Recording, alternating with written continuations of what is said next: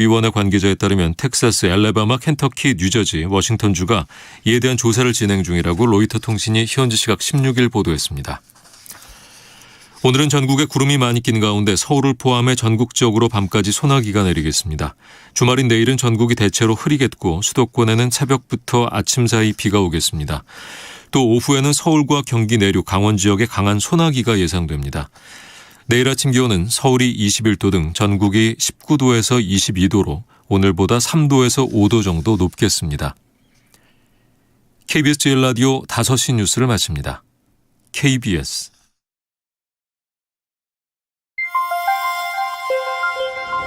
대한민국 중심 채널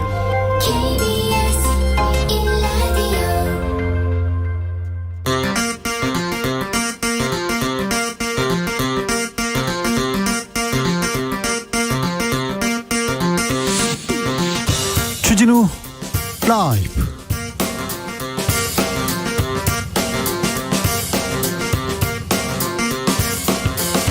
(2022년 6월 17일) 금요일입니다. 안녕하십니까, 주진우입니다. 검찰의 산업부 블랙리스트 수사, 그리고 경찰의 성남 백현동 개발 의혹 압수수색, 동시다발적 수사 이어지자 민주당은 문재인, 이재명 겨냥한 정치 보복 수사다, 멈춰라 반발했습니다. 이에 대해서 윤석열 대통령, 민주당 정부 때는 과거 정부 수사 안 했냐 이렇게 지적합니다. 박지원 전 국정원장은 윤석열 정부의 사정정국 본격 시작됐다고 했는데요. 적폐청산인가요? 정치 보복인가요? 박지원 전 원장과 좀 더 자세히 짚어봅니다.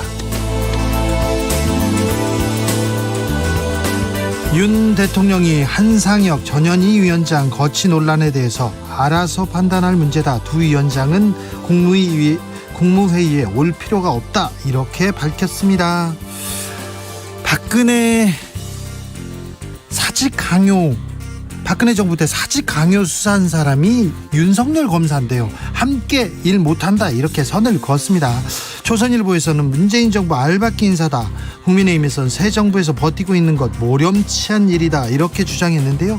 한상혁 위원장 법률로 보장된 임기는 2023년 7월까지인데요. 아직 1년 남았습니다. 기자들의 수다에서 자세히 짚어봅니다. 행정안전부가 경찰국을 만들겠다고 하자 경찰들 반발합니다. 치안본부 시절 경찰로 길들이려고 한다, 반민주주의자다 이렇게 비판하고 있는데요. 경찰국 추진하라, 아니다, 반대한다, 지금 맞서고 있습니다. 김창룡 경찰청장 긴급 간부회의를 지금 소집한 상태인데요. 경찰국 신설 논란, 건국대 경찰학과 이웅혁 교수와 짚어보겠습니다. 나비처럼 날아 벌처럼 쏜다. 여기는 주진우 라이브입니다.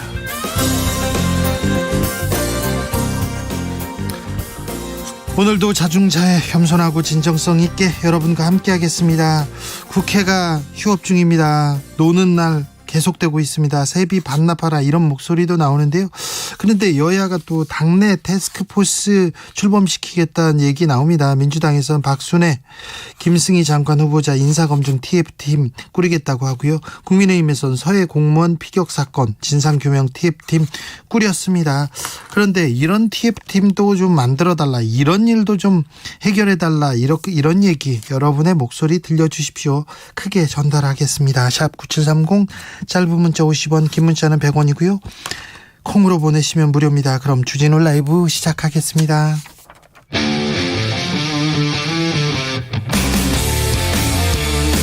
탐사보도 외길 인생 20년. 주 기자가 제일 싫어하는 것은?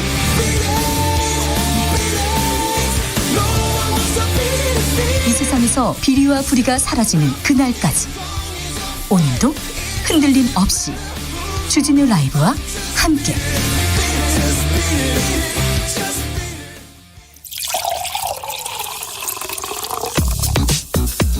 진짜 중요한 뉴스만 쭉 뽑아냈습니다. 주스 정상근 기자, 어서 오세요. 네, 안녕하십니까. 검경의 수사 정치 보복이다, 사정 정국이다 말이 많습니다. 그랬더니 윤석열 대통령 한마디 했습니다.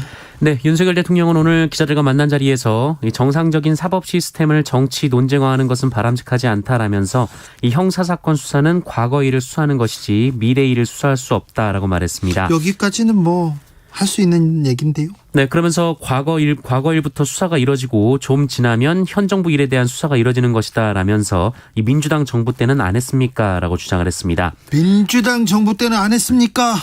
이 말이 논란이 됩니다. 네, 이에 대해 대통령실 측이 수습에 나섰는데요. 이 수사라는 것이 과거에 대한 것이라 말한 것을 굳이 확대 해석할 것은 없다라거나 이 정치적 의도를 갖고 말한 것은 아니라 일반론이다라거나 문재인 정부뿐 아니라 누가 집권을 해도 지난 정부 수사를 한다는 뜻이다라고 부연했습니다.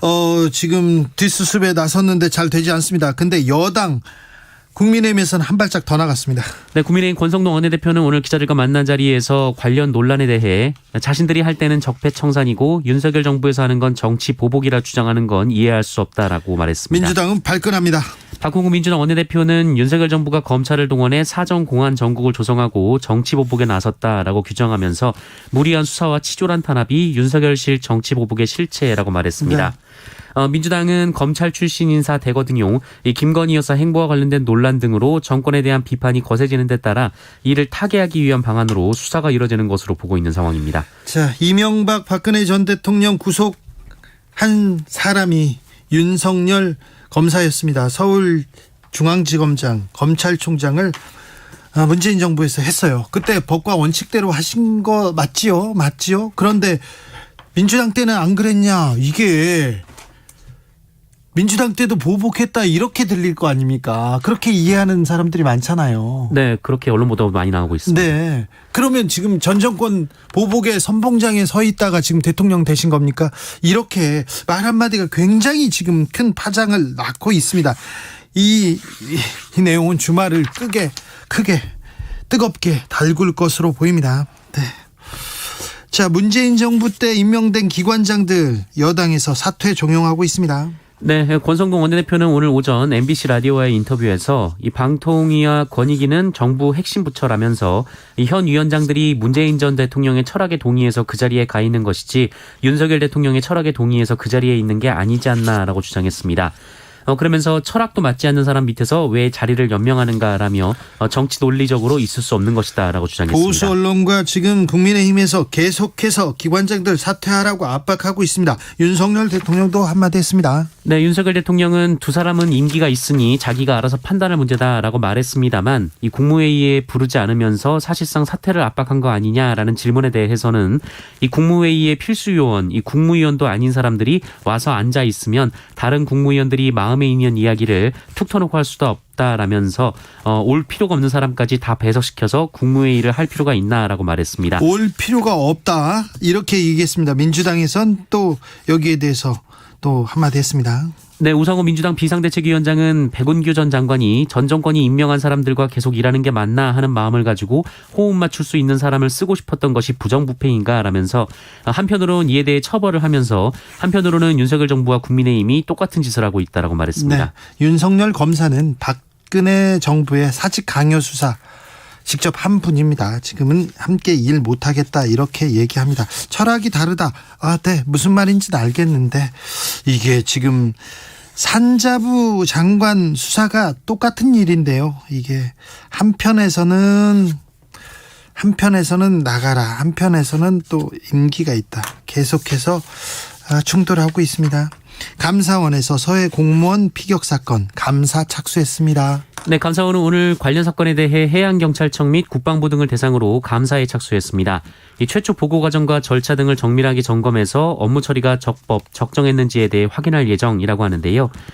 두 기관은 지난 2020년 9월 이 서해상 표류 중 북한군 총격에 사망한 해양수산부 공무원에 대해 월북 시도를 단정한 경위를 집중적으로 들여다보겠다라는 입장입니다. 네. 감사원은 특별조사국 소속 감사 인력을 투입해서 자료 수집을 한다고 밝혔고요. 이 정리된 자료 수집 내용을 토대로 본 감사에 착수할 예정이라고 밝혔습니다. 해경과 국방부에서 그때 월북 시도가 맞다고 이렇게 얘기했습니다. 지금은 월북 시도한 의도를 모르겠다고 이렇게 입장을 바꿨는데요. 어떻게 이런 일이 있었는지 감사 시작했습니다. 해당 공무원 유족들은 문재인 전 대통령 고발할 예정입니다. 네, 서해 공무원 피살 사건 재조사 결과가 2년 전과는 완전히 다르게 나오자 이 고인의 유가족 측은 당시 누군가의 지시에 의해 월북 프레임을 만들려고 조작된 수사를 한 것이다라고 주장하며 진상규명을 주장했습니다. 그런데 왜 대통령을 고발한다는 거죠? 네, 고인의 친형은 이 서훈 전 안보실장의 지시에 따른 것인지 알기 위해서 이 서훈 전 실장을 공무집행방해 혐의로 고발할 예정이라고 밝혔고요. 또 문재인 전 대통령이 보고를 받고 아무런 대응을 하지 않았다면 직무유기죄로 고소하고 이 방치하도록 지시했다면 직권남용죄로 고소하겠다라고 밝혔습니다. 네. 이 사건도 한동안 또 뜨겁게 진행될 것 같습니다. 네. 해경에서 입장을 바꾸면서 감사를 받게 됐고요. 또 공무원이 대통령까지 고발하겠다고 합니다. 공무원 가족에서. 윤석열 대통령은 오늘 유엔 사무총장과 통화했습니다.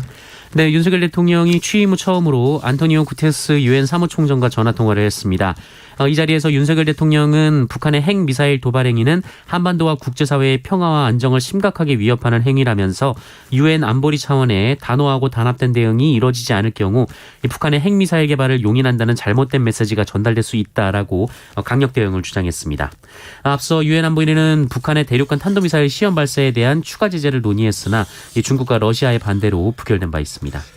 봉화마을에 코바나 컨텐츠 직원이 동행했는데 알고 보니까 대통령실 직원이었다, 이런 뉴스 있었죠. 그런데 논란의 인물은 또 있습니다. 네, 선거 과정에서 윤석열 대통령과 김건희 여사를 비공식적으로 밀착 수행하면서 비선 논란을 일으켰던 황모 씨가 이 대통령실 행정관으로 근무하는 것으로 확인됐다고 오늘 시사저널이 보도했습니다. 황모 씨는 윤석열 대통령의 오랜 친구 아들인데요. 윤석열 대통령을 삼촌, 이 김건희 여사를 작은 엄마로 부를 만큼 가까운 사이로 알려져 있습니다. 황 씨는 30대 중반으로 현재 시민사회 수석실 행정관으로 근무 중이고요. 이 공식적으로는 인사검증이 진행 중이지만 취임 이후 계속 근무해왔다고 합니다. 대통령실 주요 공직에 특별한 전문성이 없는 사적 인연이 들어가는 사례가 반복되고 있는데요. 이 대통령실 측은 역대 어느 청와대도 행정관이나 행정요원이 언제부터 어느 부서에 근무하고 있다고 밝힌 전례가 없다라고만 답했습니다. 김건희 여사의 오빠도 계속 세간에 오르내립니다. 네, 시사저널은 김건희 여사의 친오빠인 김모 씨가 윤석열 대통령 당선 이후 몇몇 기자와 접촉하면서 제2부속실 같은 역할을 해왔다라고 보도했습니다. 오빠 김 씨는 경기도 남양주에서 요양원과 같은 작은 건설업체를 운영하고 있고 그리고 최근에는 김건희 여사가 사임한 코바나 컨텐츠 사내이사로 취임했다라고 합니다. 이 김 씨가 기자들에게 김건희 여사의 옷이나 가방 정보 등을 비롯해서 공개되지 않은 사진이나 정보 등을 전달하면서 은밀하지만 꽤 적극적으로 활동해왔다라는 것이 시사저널 보도였는데요. 논란이 된 집무실 사진도 이 김건희 여사 오빠가 몇몇 기자들에게 전달했다라고 합니다. 그리고 김건희 여사의 오빠는 시사저널과의 통화에서 기자들에게 정보를 전달한 사실을 부인하지 않았습니다. 다만 이 김건희 여사를 담당하는 사람이 아무도 없어서 어쩔 수 없이 본인이 정보를 전달했다라고 말했고요. 요즘은 거의 하지 않는다라고 해명했다고 합니다. 민주당에서 김건희 여사 수행 직원이 누군지 얘기해라, 이렇게 주장했어요. 네, 고민정 민주당 의원은 윤석열 대통령 부인 김건희 여사의 봉하행 당시 수행했던 직원들의 소속 부서와 직급, 임명 날짜를 공개할 것을 요구했습니다. 고민정 의원은 조사가 필요해서 시일이 걸리는 사안도 아니고 이 보안을 필요로 하는 급비사항도 아니다라고 말했습니다. 또한 대통령실에서 근무하는 코바나 컨텐츠 관련 인사들이 잘 아는 편한 분들이라고 했는데 그 말은 전문성이 없다는 말이다라고 비판하기도 했습니다. 이준석 대표 별 문제 없다, 이렇게 선을 그었습니다. 네, 이준석 대표는 오늘 YTN 라디오 인터뷰에서 이 대통령도 비서진을 구성할 때 전문성을 갖춘 인사도 뽑고 또 대통령과 오래 함께 일해서 호흡이 맞는 인사도 뽑고 균형을 맞춰간다라면서 영부인이 정책을 할 건 아니기 때문에 영부인이 잘 알고 잘 보좌할 수 있는 인물 몇몇을 채용한 것은 할 수 있는 거 아닌가 생각한다라고 말했습니다. 지금 이 시각입니다. 김창룡 경찰청장 긴급 간부회의를 소집했습니다. 네, 행정안전부의 경찰 통제 움직임에 일선 경찰관들의 반발이 커지자 김창룡 경찰청장이 오늘 긴급 간부회의를 소집했습니다. 조금 전인 오후 5시부터 국장급 이상 지휘부를 소집해서 회의를 하고 있는데요. 오는 21일 있을 행안부 경찰 제도 개선 자문위의 최종 권고안 발표와 관련된 대책회의를 하고 있는 것으로 알려졌습니다. 김창룡 청장은 어제 경찰 내부망을 통해서 경찰의 민주성, 중립성, 독립성, 책임성은 국민으로부터 나오고 이 국민을 향하는 영원 불변의 가치다라면서 결코 직에 연연하지 않고 역사의 당당한 청장이 되겠다라고 말했습니다. 그리고 경찰청 직장협의회는 이 김창룡 경찰청장의 발언을 플랜카드로 만들어서 경찰청에 내걸었고요. 이 전국 경찰 직장협의회에서도 서울 각 경찰서에 이 비슷한 내용의 플랜카드를 걸 예정이라고 합니다. 행안부의 경찰 통제 방안 구체화되고 있어요.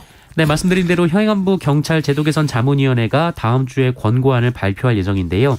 이 보도에 따르면 행안부 장관 사무에 치안과 사법경찰을 추가하고 경찰 고위 인사 재청권 실질화 등을 추진한다라는 결론을 내린 것으로 알려졌습니다. 경찰을 행안부가 완전히 통제한다라는 의미인데요. 이 경찰 내부에서는 사실상 이 검사 출신의 행정안전부 장관에게 수사지휘권이 부여됨을 의미하는 것이라고 해석한다고 합니다. 정치권으로 가보겠습니다. 국민의힘에서는 민들레 모임 결국 출범하는 모양이네요. 네, 국민의힘 이용호 의원은 오늘 라디오 방송에 출연해서 이른바 친윤계 정파로 불리는 민들레 모임에 대해 가입자가 어제까지 30분이 좀 넘었다라면서 관심 있는 분까지 합치면 40-50명 된다라고 말했습니다.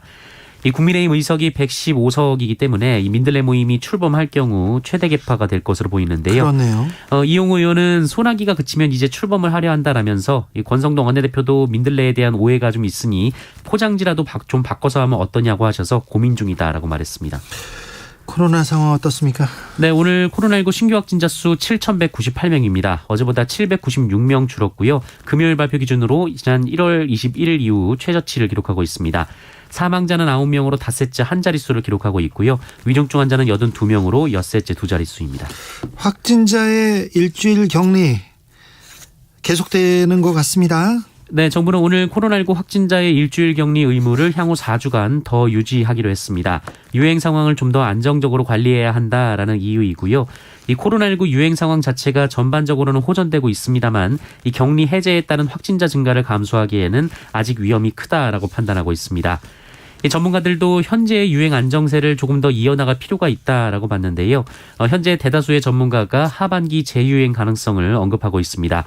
정부는 앞으로 4주 단위로 상황을 재평가해서 격리 의무 해제 여부 등을 결정하기로 했습니다. 양육비 지급 의무를 무시한 사람이 있습니다. 신상이 공개됐습니다. 네, 여성가족부는 이혼 뒤 자녀 양육비를 계속 지급하지 않은 양육비 채무자 2명의 신상을 여성가족부 홈페이지에 공개했습니다. 이와 함께 17명을 출국금지 조치하고 30명을 운전면허 정지 처분했습니다. 명단 공개 대상자 채무액을 보면 이 신상이 공개된 남모 씨 같은 경우에는 1억 1,850만 원, 이 정모 씨는 3,120만 원에 달했고요. 이 출국금지 요청 대상자 윤모 씨는 1억 5천여만 원, 이모 씨는 1억 4천여만 원 등이었습니다. 이 양육비 채무 불이행자에 대한 제재는 지난해 7월 도입됐고요. 이 제재 대상자는 지난해 하반기 27명에서 올해 상반기 151명으로 대폭 증가했습니다. 자녀에 대한 양육비입니다. 애는 먹여야 될 거 아닙니까? 가르쳐야 될 거 아닙니까? 양육비는 줘야지요. 네. 2명의 신상이 공개됐습니다. 작업 중에 사망한 노동자가 있습니다. 그런데 시신을 30시간 넘게 방치했어요. 어떤 일입니까? 네, 서울의 한 오피스텔 공사장 지하에서 지난 15일 오후 2시경 60대 남성 노동자가 숨진 채 발견된 일이 있었습니다. 이 노동자는 정화조 공사를 맡은 하청업체 일용직 노동자였는데요. 이 발견된 곳은 주차장 공사를 하던 현장이었다고 합니다. 그런데 경찰이 인근 CCTV 등을 파악한 결과 이 노동자는 발견 하루 전인 아침 7시 반쯤 공사 현장에서 마지막으로 목격이 됐습니다. 그 후 약 30시간이 지난 다음 날 오후가 돼서야 이 고장난 리프트를 수리하러 지하에 내려간 현장 관리자가 고인을 발견했습니다. 어떻게 이런 일이 있죠? 네, 유가족들은 사고 당일 동료들이 고인을 찾으려 했는데 이 현장 책임자들이 일하기 싫어 도망갔다라고 하는 등 대수롭지 않게 반응했다 이렇게 주장을 했습니다. 만약에 빨리 발견했으면 목숨을 건질 수도 있었을지도 모른다 그런 생각이 들어요. 네, 유족들도 좀 더 적극적으로 나섰다면 죽음을 막을 수도 있었다 이렇게 주장을 했는데요. 당시 현장 책임자는 고인이 일과 시작 전에 사라져서 현장을 통제하지 못했다라고 밝힌 것으로 알려졌습니다. 경찰은 고인이 지하 공간에 접근하게 된 경위와 현장 책임자의 과실 여부 등을 살펴보고 있습니다. 안타까운 노동자가 또 돌아가셨습니다. 노동 현장에 갔다가 집에 돌아오는 일이 이렇게 어려워서야 매일 이런 뉴스를 보내는 저희들 심정도 좀 안타까운데 제발 좀 공사 현장에서 이런 억울한 죽음은 막아야 할 것 같습니다. 주스 정상근 기자 함께했습니다. 감사합니다. 고맙습니다. 이런 위원회, 이런 태스크포스 만들어달라고 문자 보내주시고 계십니다. 국회 일 좀 하라고 계속 얘기하는 것 같은데요. 김진아님께서 무의도식 국회의원 추방특위 만들어주세요 얘기합니다. 네, 찬성합니다. 조혜숙님, 국회의원들 업무 수행 능력 평가 제도 만들어주세요. 일 안 하고 말만 하고 싸움하는 정치인들 좀 줄어들지 않을까요? 얘기합니다. 3123님, 고유가, 부동산, 소상공인, 중소기업, 취약계층 지원을 위한 민생경제 해결 5대 과제 TF팀 좀 만들어주세요 얘기합니다. 김복경님은 국민만 바라보는 TF 구성해주세요. 선거 때 그렇게 외쳤는데 지금 다 사라졌어요. 다 사라졌죠. 보이지가 않습니다. 국회의원들 원구성이 안 돼가지고 국회를 안 열어요. 뭐 하고 있는지 답답합니다. 지금 민생이 경제가 지금 이럴 때가 아닌데 자꾸 국회의원들이 일을 안 하고 지금 다른 데 가고 있어서 걱정이 됩니다. 교통정보센터 다녀오겠습니다. 임초희 씨. 네, 이 시각 교통정보입니다. 현재 청주-영덕고속도로 영덕 쪽으로 속리산에서 2시간 넘게 사고 처리하고 있습니다. 퇴근 차량들도 늘면서 뒤로 8km 구간 정체가 극심합니다. 미리 보은나들목 이전부터 다른 길로 우회하시는 것도 좋겠고요. 경부고속도로 부산 방향은 한남대교에서 서초, 신갈에서 수원까지 정체가 내내 되고 있고요. 더 가서는 천안휴게소부터 목천, 그리고 천안휴게소 부근에서 옥산 분기점까지 밀립니다. 이 사이에 천안휴게소 부근 1차로에선 장애물을 처리 중이고요. 이후에는 회덕 분기점에서 3km 구간 더딘 흐름 보입니다. 호남지선 논산 쪽으로는 회덕 분기점에서 유성 분기점, 반대 대전 방향은 유성 분기점에서 북대전 부근까지 어렵고요.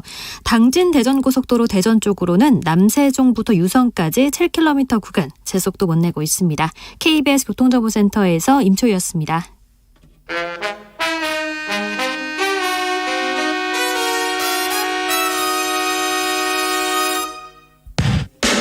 주진우 라이브 돌발 퀴즈.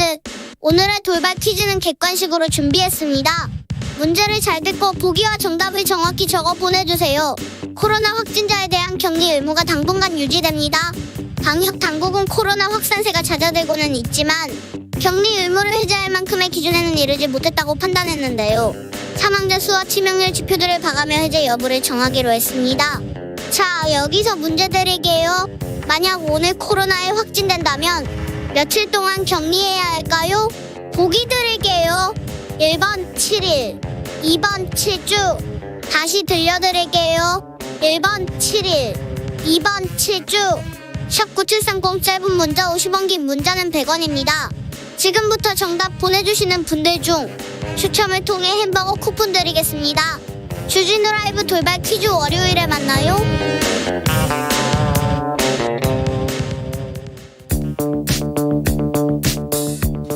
대한민국 정치의 새로운 100년을 준비한다. 21세기형 국회 싱크탱크 정치연구소 영앤영. 정치권에 보내는 고급진 정치 컨설팅, 오늘도 뜨겁게 분석해 보겠습니다. 정치는 데이터다, 정치는 과학이다. 박시영 TV 진행자 어서 오세요. 네, 반갑습니다. 박시영입니다. 아니다, 정치는 촉이다, 정치는 감이다. 최영일 평론가 어서 오세요. 네, 촉감 최영일입니다. 네.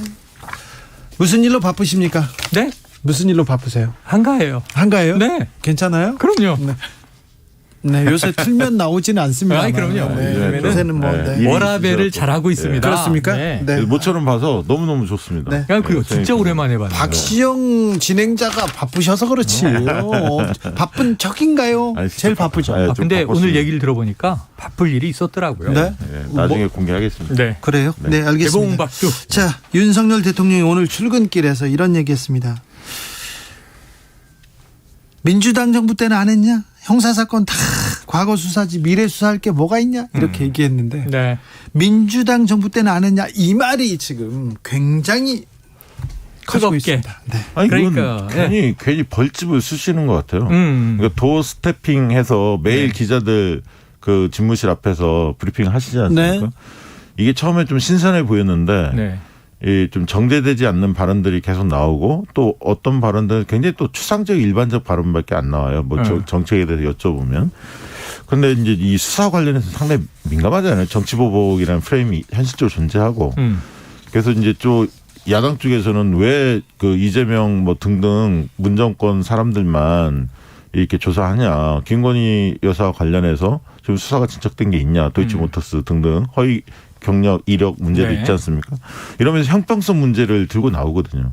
그래서 이 문제에 관련해서는 윤석열 대통령이 입장을 내면 안 돼. 그 사정 당국이 알아서 판단하는 겁니다. 저는 잘 모르겠습니다. 이렇게 하고 넘어갔어야 하는데 여기에 대한 언급하는 것 자체가 오히려 논란을 촉발시켰다 이렇게 봅니다. 그러니까 당선인 시절에 비슷한 거 물어본 게 있어요. 검찰 관련 뭐 수사 상황이라든가. 아니 그거는 뭐 이제 저 검찰이 알아서 하는 거고 저는 이제 정치인입니다라는 취지로 얘기를 했거든요. 네. 그러니까 잘라내는구나. 네. 근데 저럴 그게- 필요가 있다. 그게 정치적으로는 정답 같은 얘기죠. 네, 정답 같은 얘기죠. 그런데 이번에는 이 마치 이제 검찰총장 같은 느낌의 발언이죠. 네. 자, 역대 과거 정부, 과거 수사니까 전임 정부를 다음 정부가 수사해 오지 않았느냐. 그리고 사법 시스템에 의해서 하는 거다. 법과 원칙이다. 이게 한동훈 법무부 장관이 얘기한 거하고 일맥상통한 취지의 발언인데 아까 말씀하신 대로 이 워딩, 이 선정적인 민주당 정부 때는 안 했나. 전임 정부를 끌어들이니까 이것만 딱 지금 헤드라인으로 쓰고 있거든요. 네. 언론이.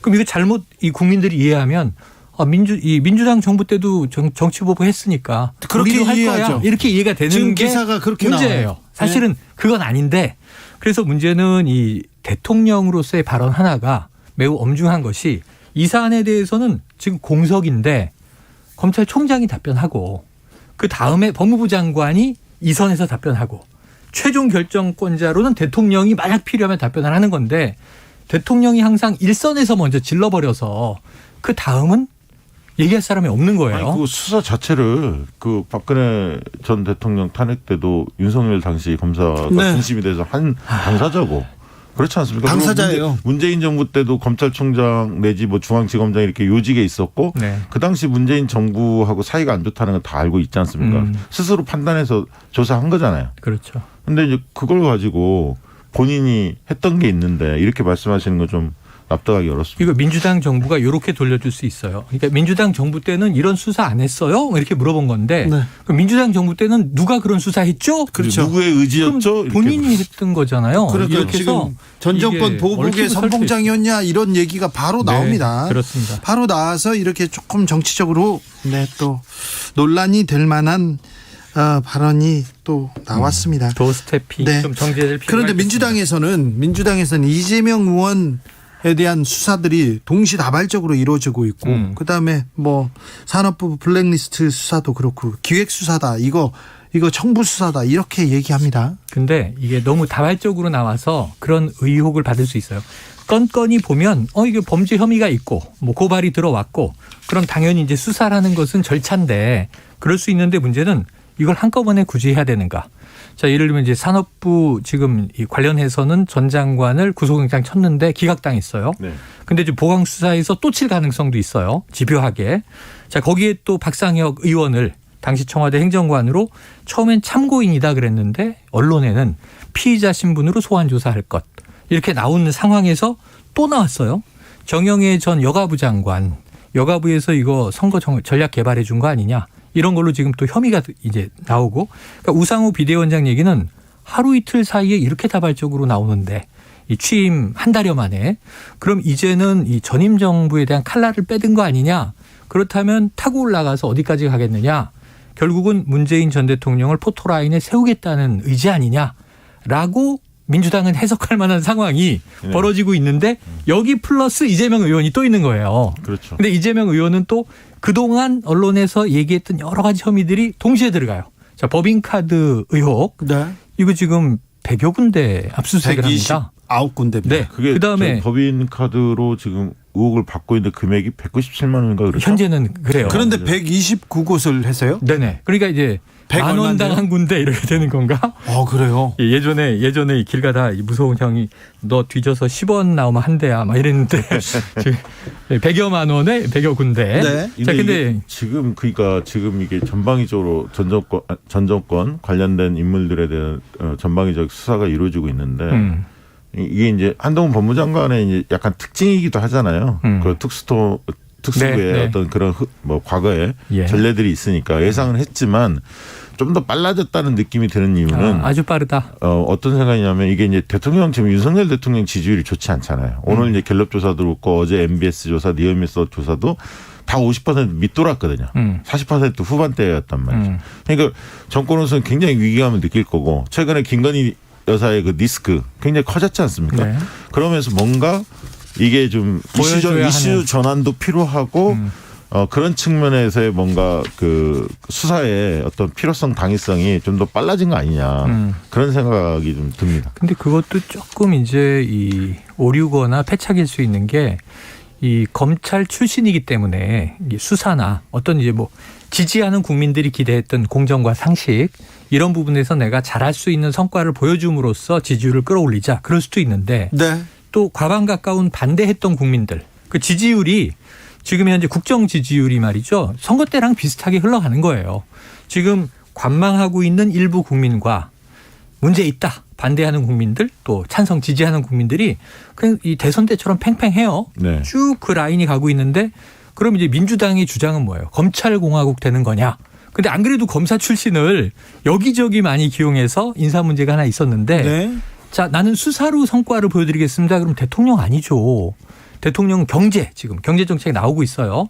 근데 대부분 감세로 가요. 네. 되겠는가 하는 이제 고민이 있고. 부자 감세 논란도 예, 그다음에 있고요. 이제 외교, 안보, 국방 이런 문제들 이게 대통령이 좀 강점을 가질 수 있는 지점들인데 지금 이제 뭐 나토 정상회의 이달 말에 가면 어떨지 모르겠습니다만 지금 들려오는 언론 보도를 보니까 김건희 여사 동행 가능성 있다. 네. 그게 안보전략회의인데 여사가 왜 동행을 하는 거지? 또 이런 문제. 그러니까 지금 어찌 보면 윤 대통령 도어 스태핑하고 김건희 여사 행보가 거의 매일 뉴스를 점유하고 있거든요. 네. 이거는 대통령 본인에게 굉장히 큰 리스크다. 아니, 그래서 일각에서는 조용한 내조가 아니라 요란한 내조다. 그런 아니, 어떤 좀 좋게 표현해 주세요. 활발한 내조. 아니, 그러니까 그런 혹평도 있다는 네. 거죠. 네. 호평? 혹평. 네. 이 문제와 더불어서 지금 전 정권 인사들에 대한 사퇴 종용 논란 이 부분도 커집니다. 한상혁 방통위원장 그리고 전현희 권익위원장 대통령께서 국무회의 굳이 올 필요 없는 사람들 이렇게 얘기했습니다. 네. 이거는 이게 파장이 뻔히 있을 줄 알면서도 얘기한 거 아닐까요? 지금 국면이 지금 그 아까 정영애 뭐 네네. 장관이라든가 전 여가부 장관. 예, 배국규 장관 다 이런 건들이잖아요. 관련된 과거에 게. 이제 이 환경부 장관도 그렇고. 네, 임기가 보장돼 있는데 임기 전에 사퇴 종용 뭐 이런 게 지금 의혹 아닙니까? 그런데 이런 발언을 했다? 그럼 분명히 이게 굉장히 논란이 될 거 뻔히 알면서도 왜 했을까? 이게 이제 궁금한 점입니다. 저는 뭐 국무회의에서 사실 뭐 비밀 대화를 하는 건 아니지 않습니까? 국정 전반에 대해 중요한 부분들을 이제 다룰 텐데 이제 그 전현희 권익위원장이나 한상혁 방통위원장 문정권 사람들이거든요. 그럼 국무회의 아무튼 참여하는 것 자체가 좀 껄끄럽게 느껴지는 측면은 있을 거예요. 정서적으로는. 네. 그리고 그분들이 전 정권 문재인 정권에서 국무회의와 윤석열 대통령 하에서의 국무회의를 직접적으로 비교할 수 있는 유일한 사람들입니다. 이분들이. 양쪽 회의를 참여한다면. 그렇죠. 이제 그런 우스갯소리도 나옵니다. 그래서 비교할 수 있는 유일한 목격자 아니냐 이런 얘기까지 나오는데 이건 굉장히 좀 부적절한 것 같아요. 저는 이제 국민들이 좀 납득되지 않는 부분이 뭐냐면 배국규 전 산업부 장관 탈원전 부분 빼고 블랙리스트를 만들어서 전임 정권이 임명한 산하 기관장들을 임기 전에 내쫓으려고 했다. 이게 지금 형사적인 책임을 묻는 수사 대상이에요. 수사하고 있어요. 구속까지 하겠다는 네. 거고 심지어 아까 말씀드렸던 전 정부는 전임 정부 시절에 또 환경부 블랙리스트로 똑같은 건으로 실형 2년을 받았어요. 그렇죠. 그때도 구속은 기각됐었습니다만 김은경 장관이었죠. 예. 도주나 뭐 이 증거인멸 우려는 없으니까. 자, 그런 상황인데 지금 다른 건 뭐냐 하면 무슨 장관이 산하기관장을 쫓아내려고 하는 걸 방송에 얘기하는 건 아니지만 집권 여당의 인사가 예를 들면 권성동 원내대표도 그렇고 공개적으로 적절치 않은 인물이니 이제 그만 나가야 줘야 되는 거 아니냐. 이건 이제 압박이잖아요. 네. 근데 이것을 리스트로 만들어서 전화로 하면 위법인데 네. 그냥 대놓고 얘기를 하면 어떤 게 더 무서워요? 전 대놓고 얘기하는 게 더 무섭거든요. 더 크죠. 그런데 이거는 괜찮은 건가? 이래도 되는 건가? 네. 그래서 어떤 경우는 처벌되는데 어떤 경우는 인사권자가 아니라는 이제 조직 라인의 특수성은 있지만 뭐 정치는 무슨 얘기든 다 하지만 그러니까 이런 사안들이 누적이 되면 그럼 왜 굉장히 처벌하는 오만하게 거죠? 보여요. 네. 정권의 핵심 지도부, 핵심 인사들이 굉장히 좀 오만하구나.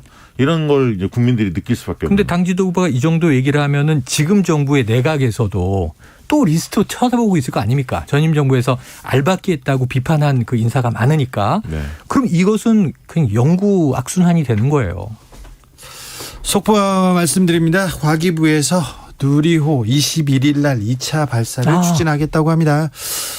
아까 박시영 대표가 리얼미터와 갤럽을 언급하셔서 저희가 조사 개요 말씀드립니다. 네. 리얼미터가 7일에서 10일 조사한 결과 윤 대통령의 국정수행 능력평가에서 긍정평가는 48.0%, 부정평가는 44.2%로 집계됐습니다. 한국갤럽은 지난 14일에서 16일 윤 대통령의 직무수행 평가 이렇게 물었는데요. 잘하고 있다는 비중은 49%, 잘못하고 있다는 38%였습니다. 자세한 사항은 중앙선거 여론조사 심의위원회 홈페이지를 참조하시면 됩니다.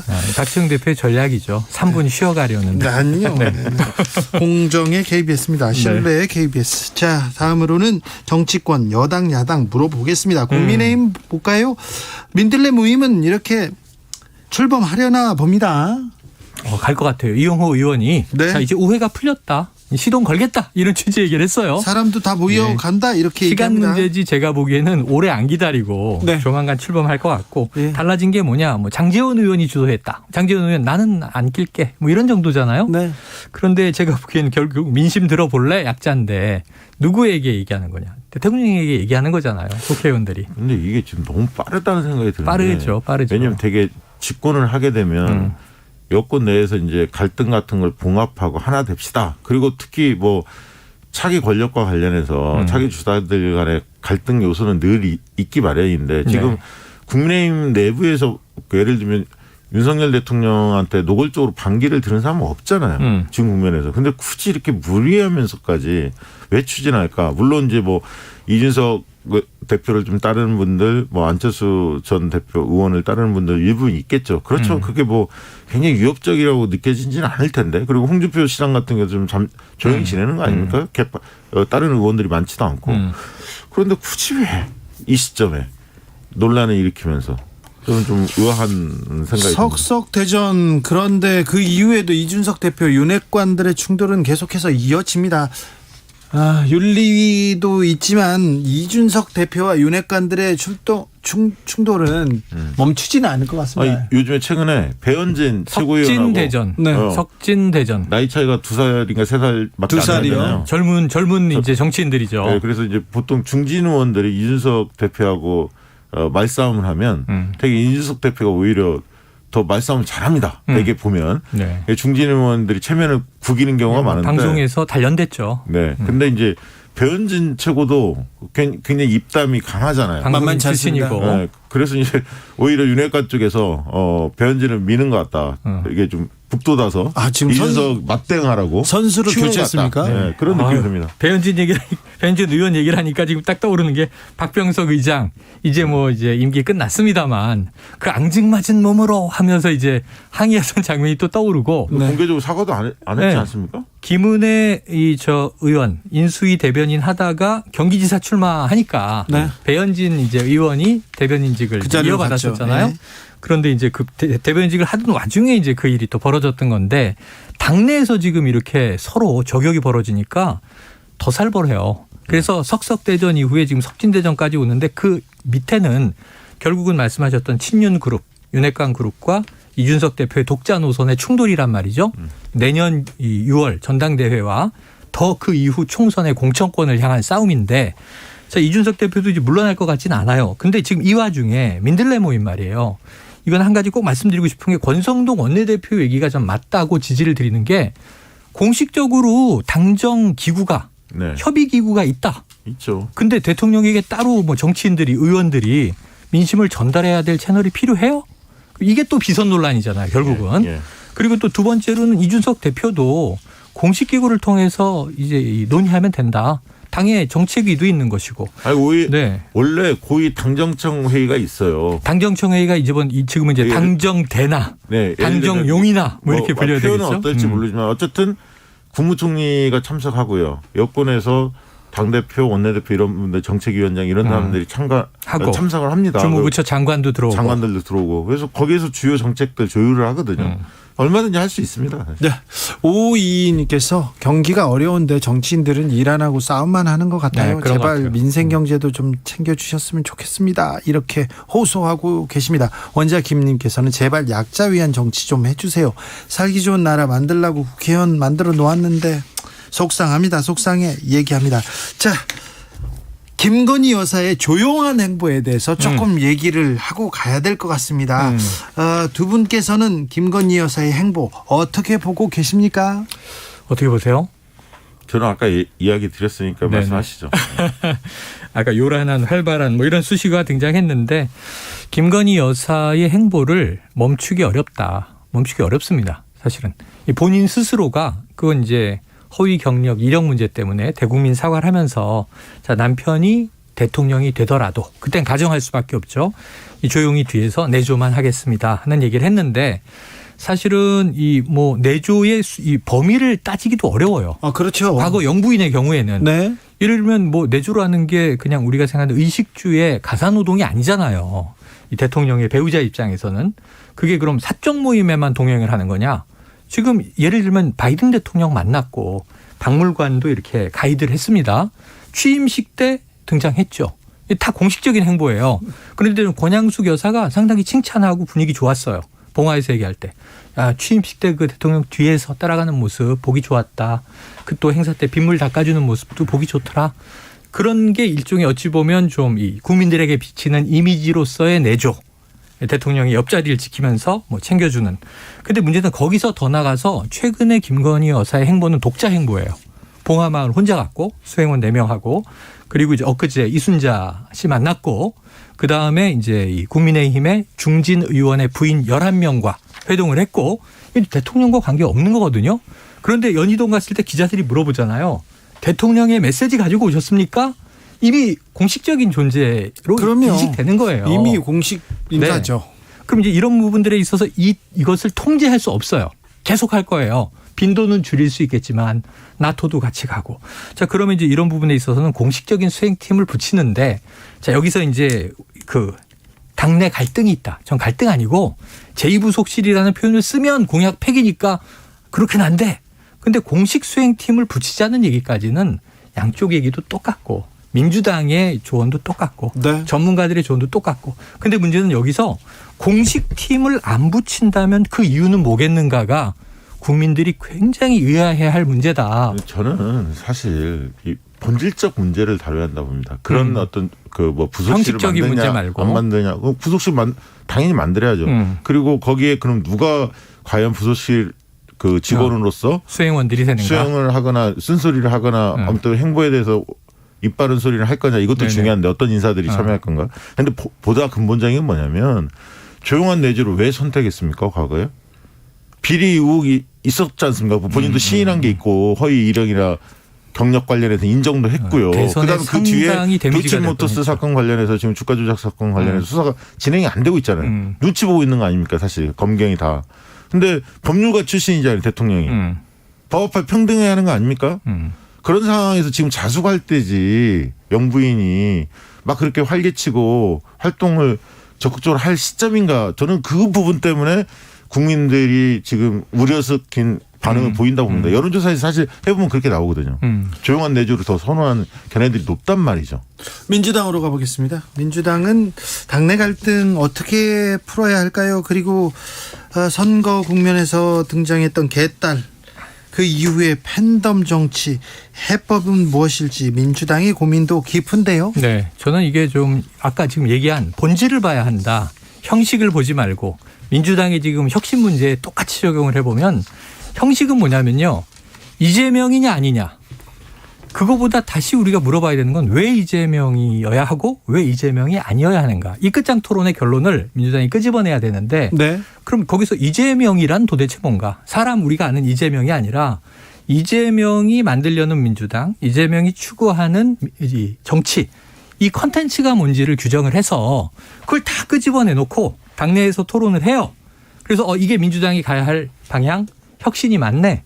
그럼 거기에 동의가 이루어질 것이고 컨텐츠가 없네 의외로.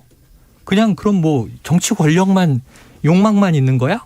그러면 이걸 보완할지 버릴지 그런 것들에 대한 이제 후속 논의가 있어야 되는데 네. 지금 인물을 놓고 계속 죽일 거냐 살릴 거냐 이 싸움은요 아주 비생산적이고 결론이 안 나요. 지금 좀 감정의 골만 생길 뿐이고. 지지부진합니다. 그거는 네. 정말 그 본인들의 정치적 입지를 위해서 이용해 먹는 건데요. 정말 중요한 건 뭐냐면 과거에 한 20년 전에는 민주당과 국민의힘을 비교해 보면 민주당이 좀 이미지가 좋을 때는 뭐였냐면 좀 앞서가는 정당 이미지가 있었어요. 뭐 디지털 정당, 전자정당위원회, 뭐 혁신적인 뭐 그런 어떤 좀 미래 트렌드를 읽는 이런 이미지가 있고 좀 젊은 사람도 많았고.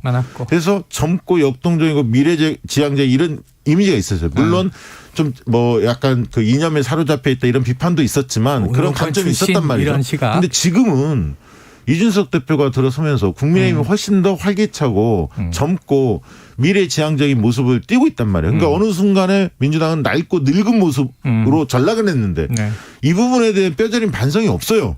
지금 개파 투쟁으로 몰고 가고 있는 일부 의원들이 정말 문제입니다. 사실. 그래서 민주당이 무엇이 문제인지를 들여다보고 그러면 지금이 통합이 중요한 가치인지 혁신이 중요한 가치인지를 정하고 혁신이 중요한 가치라고 본다면 그러면 리더십의 형태는 어떤 리더십을 취해야 하는 건지를 결정하고 그래서 다인성 지도체제냐 집단 지도체제가 맞느냐라는 걸 선택을 하고 그런 방식으로 옮겨가는데 전부 다 뭐 이재명이냐 아니냐 그렇죠. 이틀로 싸우고 있단 말이에요. 그걸 원인점을 누가 했느냐 이재명 쪽이 한 게 아니에요. 전해철 홍영표 이런 친문 인사들이 했는데 만약에 친문 인사들이 지방선거 진 다음에 내 탓이요를 먼저 외쳤다면 이재명 의원이 당대표 나오기 쉽지 않았을 겁니다. 아마. 근데 저는 이제 지금 박 대표님 얘기도 충분히 일리 있다고 동의하면서 당내 시각일 수 있는데 네. 국민 시각에서는 누군 누구를 비판하고 누구는 책임을 지라고 하고 뭐 책임져야 한다는 사람은 당권 도전할지 안 할지 지금 잘 모르겠고 국민이 보기에는요 민주당은 조직이에요. 개인이 아니고. 네. 그럼 민주당 전체가 책임이 있는 거고 그렇죠. 민주당 전체가 국민 앞에 사과하는 거예요. 근데 그런 모습이 없고 좀 깜짝 놀란 게 지방선거의 패배가 확정되기 전에 지방선거 출구조사 짠 하고 개표 방송 할 때부터 민주당 의원들이 TV에 나왔는데 성토가 시작된 거야. 내부 성토가. 이럴 수가 있나? 준비했다는 듯이 걱정했는데 근데 문제는 이제 박시영 대표님 말씀처럼 일부 의원의 그런 이제 귀책 사유도 있지만 결국은 이재명 의원이 책임이 없느냐? 저는 있다고 봐요.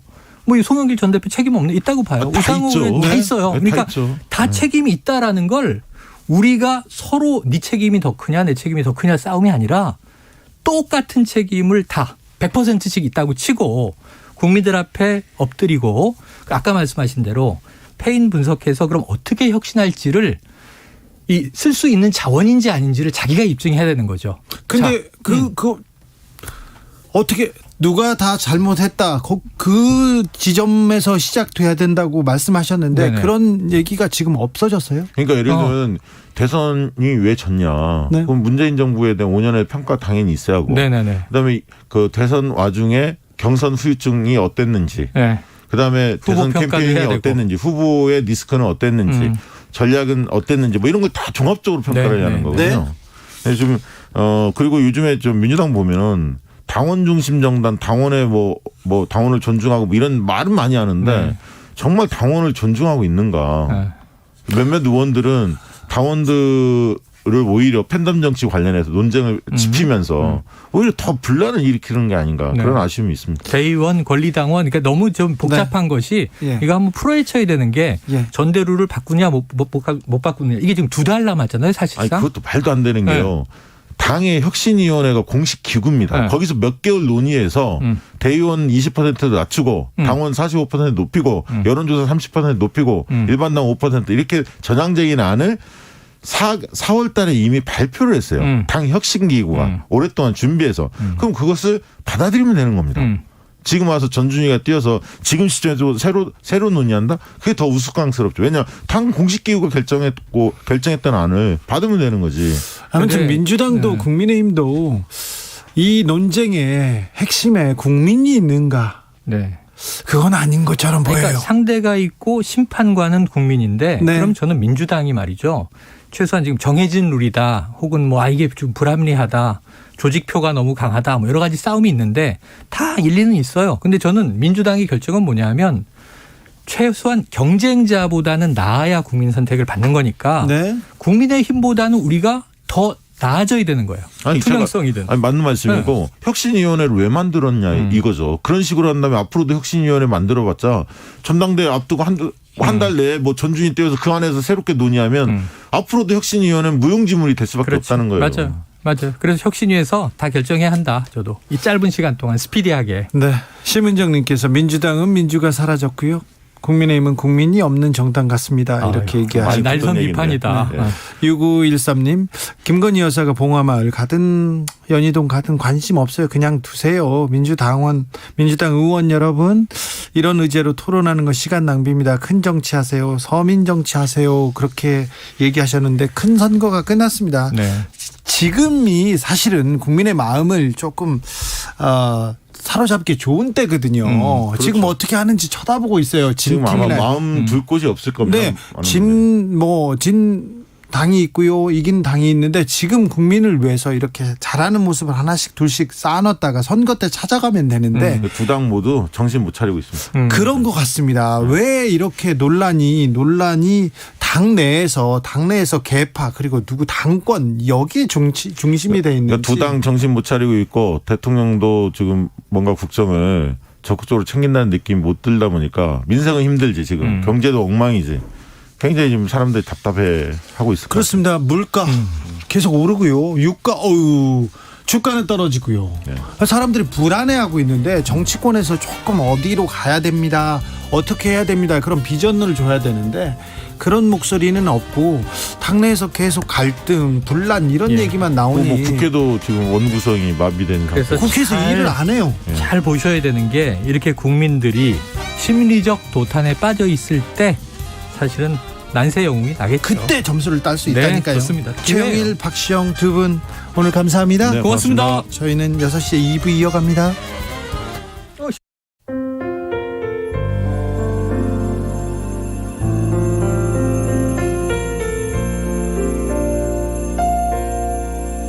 KBS 라디오 연중기획 희망충전 대한민국 486번째 이야기.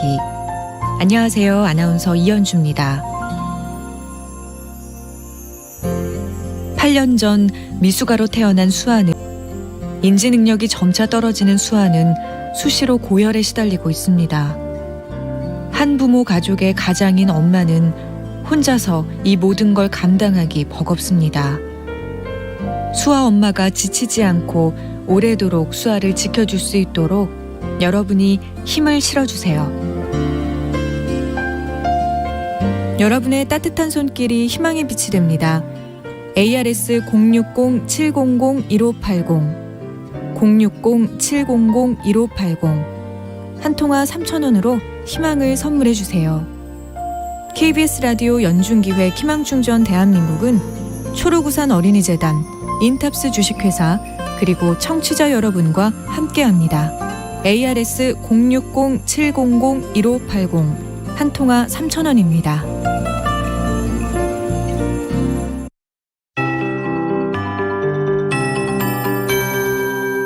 KBS 58분 날씨. 모레까지 중부지방을 중심으로 소나기 오는 곳이 많겠습니다. 그리고 당분간 기온이 예년보다 높아 덥겠습니다. 내일도 전 내륙의 기온이 30도 이상 되겠습니다. 특히 따뜻하고 습한 공기의 유입으로 경북권은 내일 오전 11시를 기해 폭염주의보가 발효되겠습니다. 일최고 체감온도 33도 이상 될 걸로 보입니다. 온열 질환에 걸리지 않도록 물 충분히 마시는 게 좋겠고요. 건강관리 잘 하셔야겠습니다. 오늘 밤까지 전국 내륙을 중심으로 소나기가 내릴 가능성이 있습니다. 소나기 양은 5에서 20mm가량 되겠고요. 밤부터 내일 새벽 사이에는 서해 5도에 또 내일 새벽부터 아침 사이에는 서울 등 수도권에 비가 조금 내리겠습니다. 비의 양 5mm 정도가 되겠고요. 이 중부지방은 내일 낮부터 모레 새벽 사이 또 한 차례 소나기 소식이 있습니다. 이 소나기 양 5에서 40mm 정도가 되겠습니다. 이 소나기 내릴 때 돌풍과 함께 천둥 번개 치는 곳이 있겠고 일부 지역에서는 우박이 떨어질 수 있겠습니다. 좁은 지역에 강하게 내리면서 강수량의 지역차가 크겠습니다. 계곡이나 하천에서 물이 갑자기 불 수가 있어서 이 점 유의하셔야겠습니다. 내일 아침 기온은 서울 21도 등 19에서 22도, 낮 최고 기온은 서울 30도, 대구 33도 등으로 예상됩니다. 바다 한개에 짙은 해역이 많겠습니다. 지금 서울의 기온은 25.9도입니다. 강혜종입니다.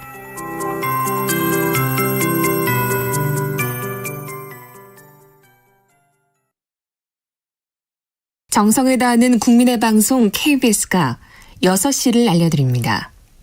AM 711kHz, FM 97.3MHz, KBS 1라디오입니다. HLKA.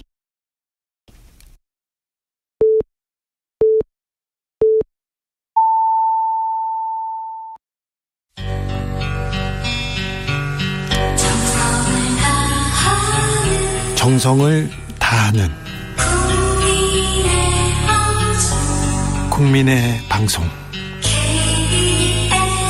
KBS 주진우 라이브. 그냥 그렇다고요. 이 시각 라디오 정보센터 뉴스입니다. 과학기술정보통신부는 오는 21일 한국형 발사체 누리호 발사를 시도하기로 했다고 밝혔습니다. 권현준 과기정통부 거대 공공연구정책관은 문제가 됐던 산화제 레벨 센서 가운데 전기 부품 이상을 확인해 교체까지 완료했고 검사 결과 문제가 없었다고 설명했습니다. 날마다 최고가 신기록을 쓰고 있는 국내 경유 가격이 리터당 2,100원 선도 돌파했고 휘발유 값도 2,100원 돌파를 눈앞에 뒀습니다. 오늘 오후 5시 기준 전국 주유소의 경유 평균 판매 가격은 어제보다 8.1원 오른 리터당 2,104.2원으로 오피넷이 집계했습니다. 윤석열 대통령은 산업부 블랙리스트 의혹 사건 등의 수사는 정치 보복이라는 야당 주장에 정상적 사법 시스템이라며 민주당 정부 때는 안 했나라고 말했습니다. 더불어민주당 우상호 비상대책위원장은 윤석열 정권의 기획된 정치 보복 수사가 이례적으로 끝날 일이 아니라는데 비대위원들이 판단을 같이 했다면서 다음 주 월요일쯤 대응 기구를 띄우도록 하겠다고 밝혔습니다. 최저임금위원회가 내년도 최저임금을 업종별로 차등 적용하지 않고 같은 금액을 적용하기로 했습니다. 업종별 차등 적용 여부는 앞서 윤석열 대통령이 후보 시절 필요성을 언급하면서 내년도 최저임금 논의에 쟁점으로 떠올랐습니다. 지금까지 라디오 정보센터 조진주였습니다.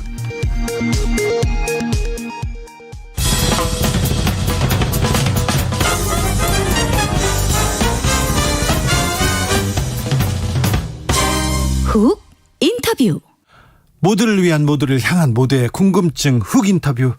그가 왔습니다. 그가 돌아왔습니다. 2년 전 국정원으로 이렇게 떠났던 박지원이 돌아왔습니다. 내곡동에서 여의도로 돌아오자마자 정치권의 존재감이 어마어마합니다. 화제의 발언 쏟아내는데, 그런데요, 이분 한마디 한마디 다 계획되고 의도되고 정제된 단어들이에요. 의미가 있었을 거예요. 왜 이 얘기를 했을지, 저는 엑스파일을 왜 꺼냈을까 궁금했습니다. 직접 물어보겠습니다. DJ의 영원한 비서실장 박지원 전 국정원장 모셨습니다. 안녕하세요. I am back. 네.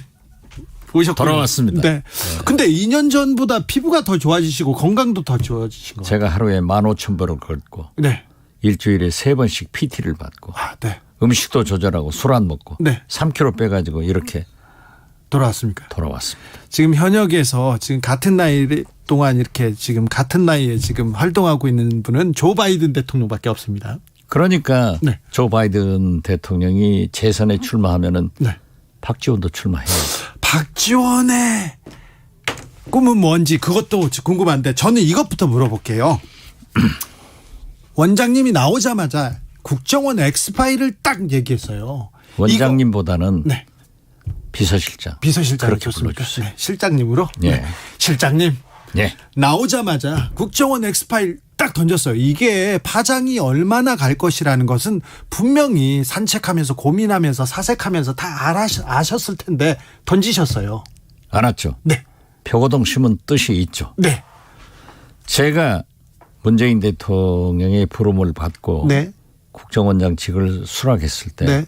문재인 대통령께서는 국정원을 이미 서훈 전 실장이 시작했지만은 네. 국내 정보 수집하지 말고 네. 정치 개입하지 않는 법과 제도에 의한 개혁을 해라. 네.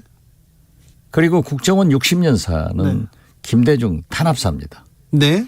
박정희 김종필의 중앙정보부가 김대중 선생을 도쿄에서 토막살인 그리고 현해탄에서 빠져 죽이려고 했습니다. 네.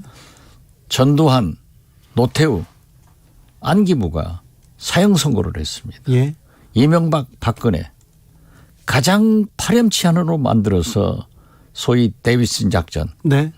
김대중, 김홍업, 박지원이 외자 도피를 해서 미국에 막대한 부동산을 투자했다. 네. 그러나 이러한 것은 미국의 3대 사정기관이 조사를 해서 무혐의가 됐습니다. 네. 저는 국정원의 개혁이야말로 문재인 대통령의 개혁의 의지 그리고 김대중 대통령의 유언을 집행한다는 의미에서 완전히 개혁했어요. 네. 지난 5년간 문재인 정부에서 국정원이 국내 정보 수집했다, 정치 개입했다, 어떤 시민단체도 어떤 정당도 그 누구도 제의를 못했습니다. 어떤 논란도 없었습니다. 없었죠. 네. 주준희 기자 얼마나 날카롭게 쓰는 분도 못했잖아요. 네네. 없으니까 안 한 거예요. 이렇게 완전히 개혁을 해서 과거에는 국정원장이 날아가는 새도 떨쳤지만 네. 지금은 제가 지나가면 새도 안 날아가더라고요. 아, 그렇습니까? 그런데 또 저를 무서워하는 사람도 있는데 이건 절대 무서워하지 말라. 네. 이런 말씀이고요. 네. 그래서 제가 하지 못하고 나온 게 네. X파일이에요. 아, 그래요? 예. 이것은 지금 현재의 국정원에서는 하지 않습니다. 네. 과거의 국정원에서 국내 정보 수집하면서 이런 걸 만들어 놨는데 네. 이게 만약에 활용된다고 하면은 이제 공소시효도 2년밖에 안 남았어요. 네. 검찰에서도 수사의 가치가 없는 거예요. 예. 처벌의 가치가 없으니까. 네.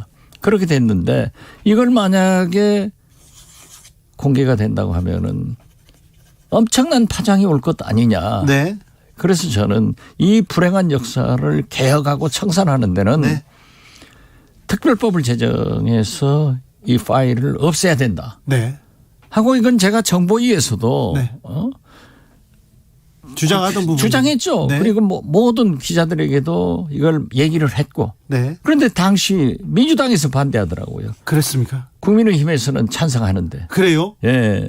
그래가지고 못 없앴는데 네. 저는 진정한 민주주의와 네. 개인정보를 위해서 이건 파기해야 된다. 네. 그래서 화두를 던져서 이제 국회에다 공을 던졌기 때문에 알아서 하겠죠. 아, 그렇군요. 네. 저는 그 이상은 답변 안 합니다. 논란과 뭐 사과까지 있어야 될 일이다 뭐 얘기가 있었지만 국내 정보 민간인 사찰 이제 국정원은 그런 거 안 한다. 하지만 그 전에 만들어 놓은 파일들이 있다. 이거는 없애야 된다. 이 얘기 아닙니까? 그렇습니다. 그런데 일부 사람들은 제가 그걸 얘기해 가지고 네. 정치적 존재감을 또 나는 다 보았다 알고 있다 이런다는데 그거 말 안 해도 박지원 정치적 존재감이 충분히 있고 아, 그렇습니까? 저 안 봤어요. 아이고. 볼 수가 없어요. 아, 보지 않으셨어요? 안 봤어요. 안 보셨어요? 안 봤어요. 궁금할 거 아니에요. 아니 그래도 궁금해도 아니 못 보죠. 국정원 그 아니 이런 게 있죠. 주진우 기자가 특정한 사안의 정보를 공개해달라. 네. 정보공개 청구법에 의거해서 신청을 하잖아요. 네. 그런데 대법원 최종 판결로 주진우 이렇게 하면 안 돼요. 네. 어떤 사건에 대한 주진우 기자의 정보를 공개해달라 이렇게 특정해야 돼요. 네. 그러니까 많은 시민들이 특히 법조인들이 네. 왜 특정을 하라고 하느냐. 네. 이건 국정원이 법을 준수해야죠. 네. 대법원의 최종 판결은 법하고 똑같단 말이에요. 네. 그래서 그렇게 공개할 때 네. 제가 이 메인 서버에서 잘못 유출되면 안 된다. 네. 그래서 지시각서를 내서 메인 서버를 오픈하려면은 원장의 서명 결재를 받아라. 네. 거기서 추출된 문건은 원장에게 맨 먼저 보여라. 예. 그렇으니까 정보공개 청구한 사람들 것은 제가 보았죠. 그렇지만 그 내용을 얘기하는 것은 절대 안 되는 거예요. 알겠습니다. 파일 근데 아무튼 봉인은 해 놓으셨군요. 아, 그건 아니 국정원이 그렇게 간단한 조직이 아니에요. 절대 안 봅니다. 걱정 안 해도 됩니다. 안 해요. 네. 네. 그러나 폐기해야 돼요.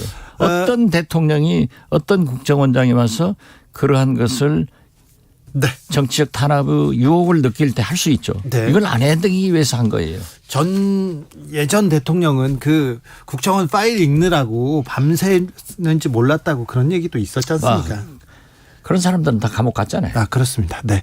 아무튼 우리 실장님 발언으로 시민단체에서 민간 사찰 진상규명법 제정 필요하다. 국정원 이 엑스파일에 대해서는 논의해야 된다. 이런 주장이 일고 있습니다. 자, 그런데요. 홍준표 대구시장이 아니 아직도 관종 정치 매몰돼 있다 이렇게 한마디 했더라고요. 그냥 대구시장이나 잘 하라고 그러세요. 그래요? 윤석열 대통령한테 한 방 맞고 예. 대구시장으로 자기 내려간다고 갔지 않습니까? 갔죠. 그러면 대구 발전을 위해서 노력하지. 예. 뭐 중앙정치에 얘기할 필요가 뭐 있어요. 사실 관종정치는 홍준표 시장 당선인이 최고입니다. 아, 그렇습니까? 네. 그냥 그대로 두세요. 알겠습니다. 그대로 두겠습니다.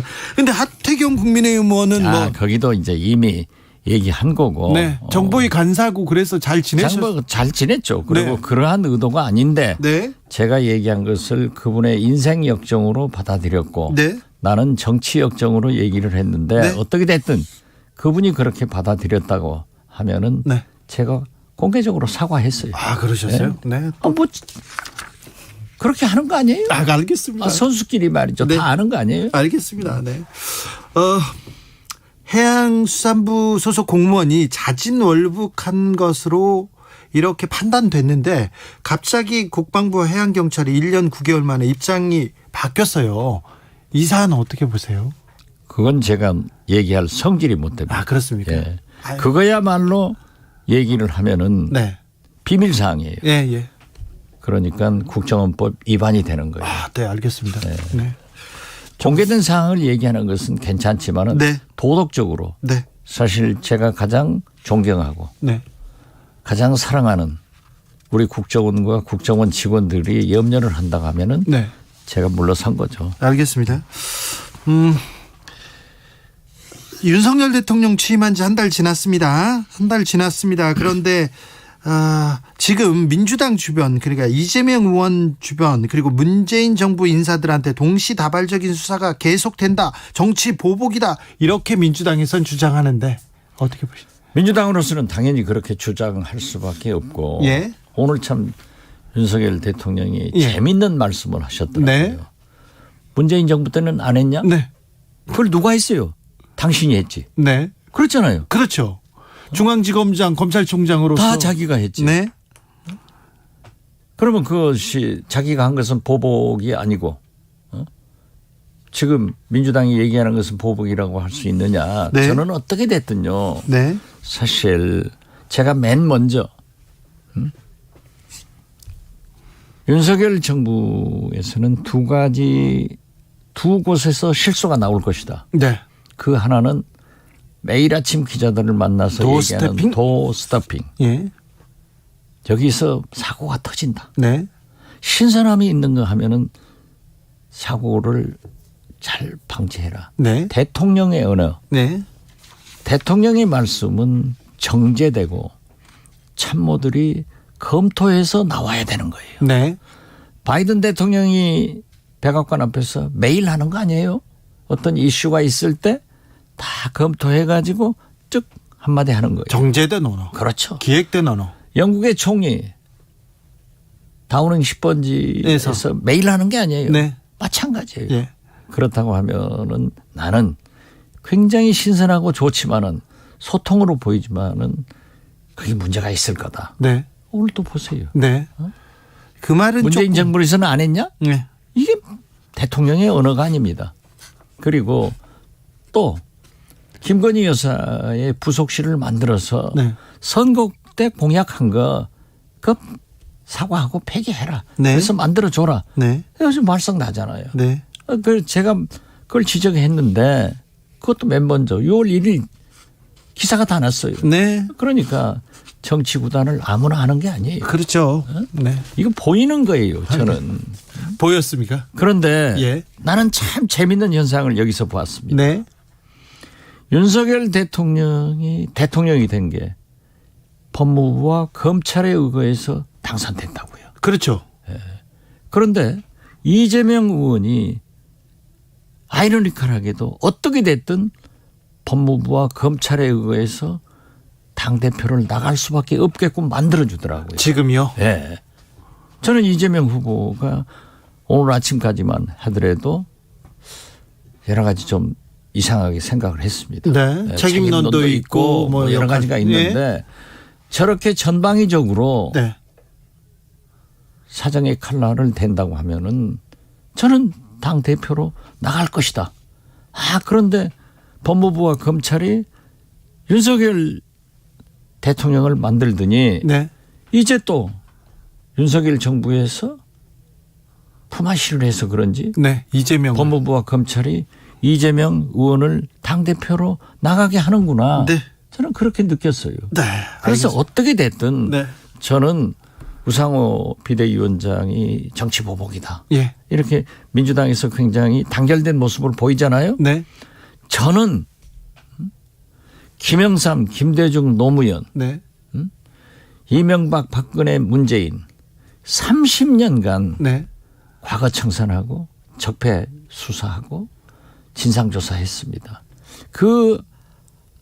그러한 일을 하게끔 우리 주진우 기자가 네. 앞장섰잖아요. 네. 전 뭐 뒤에서 따라가. 아무튼 뒤에서 건 어쨌건 네. 저도 그걸 네. 촉구를 했어요. 네. 그런데 지금은 30년간 해서 우리 국민이 필요합니다. 네.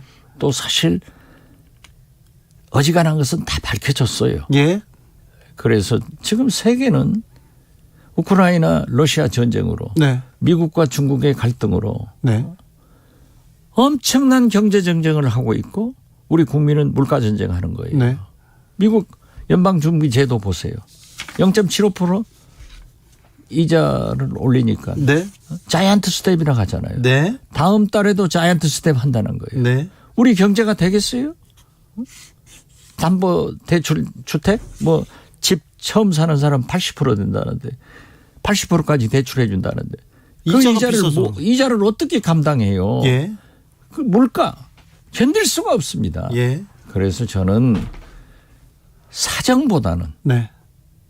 경제 대책, 물가 대책을 여야 정의 머리를 맞댈 때이지 네. 그렇게 가서는 안 된다. 그렇게 가면은 김영삼 정부 때 사정을 해가지고 90% 지지를 받았잖아요. 처음에 인기 있잖아요. 엄청났죠. 네. 막 별 4자리 네네. 잡아드리고 막 천방지축이었죠. 그러나 결과적으로 경제가 망해서 IMF 요한위기를 불러옵니다. 그런데요.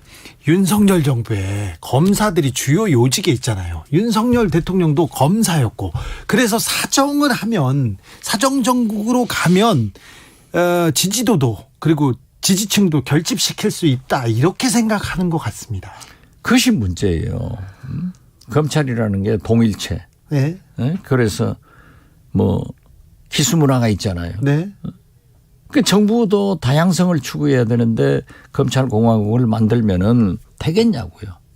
그리고 사정정국으로 들어가면은 국민은 박수 칠 거예요. 순간적으로. 그리고 인기도 올라갈 수 있어요. 경제는 그렇죠. 네. 난 그래서 꼭 김영삼 정부를 답습하지 마라. 네. 지금은 저는 그래요. 네. 그러면 너는 김대중 정부 때 문재인 정부 때 안 했냐. 네. 그런 것을 개선해 나가기 위해서 네. 정권 교체가 됐고 윤석열 대통령이 당선됐지 않냐고요. 네. 그러면 저는 우리 국민들이 볼 때 검찰총장 출신이기 때문에 사정은 제일 잘하실 분이에요. 네, 잘하겠죠. 제일 잘하실 분인데 네. 그것보다는 네. 용서하고 미래로 가는. 네. 그래서 경제를 살리는 대통령으로 가면은 아마 국민이 박수 칠 거예요. 네. 그러나 한동훈 장관이 말한 대로 또 대통령께서도 말씀하신 대로 검찰은 과거를 먹고 살아요. 예. 그러니까 과거에 잘못한 것을 수사는 하되 그렇게 사정정국으로 가지 말고 네. 속전속결로 빨리 처리하고 경제로 가자. 네. 미래로 가자. 이걸 강력하게 저는 윤석열 대통령께 건의합니다. 네. 윤석열 대통령이 도어스태핑 기자들 앞에서 경제로 가자, 미래로 가자 그 얘기만 해도 훨씬 나아질 텐데. 그런데 지금 윤석열 대통령도 보도를 보면은 경제 말씀만 하신대요. 네. 그러다가 그냥 도어스태핑에서 한 번씩 세버린단 말이에요. 네. 양산.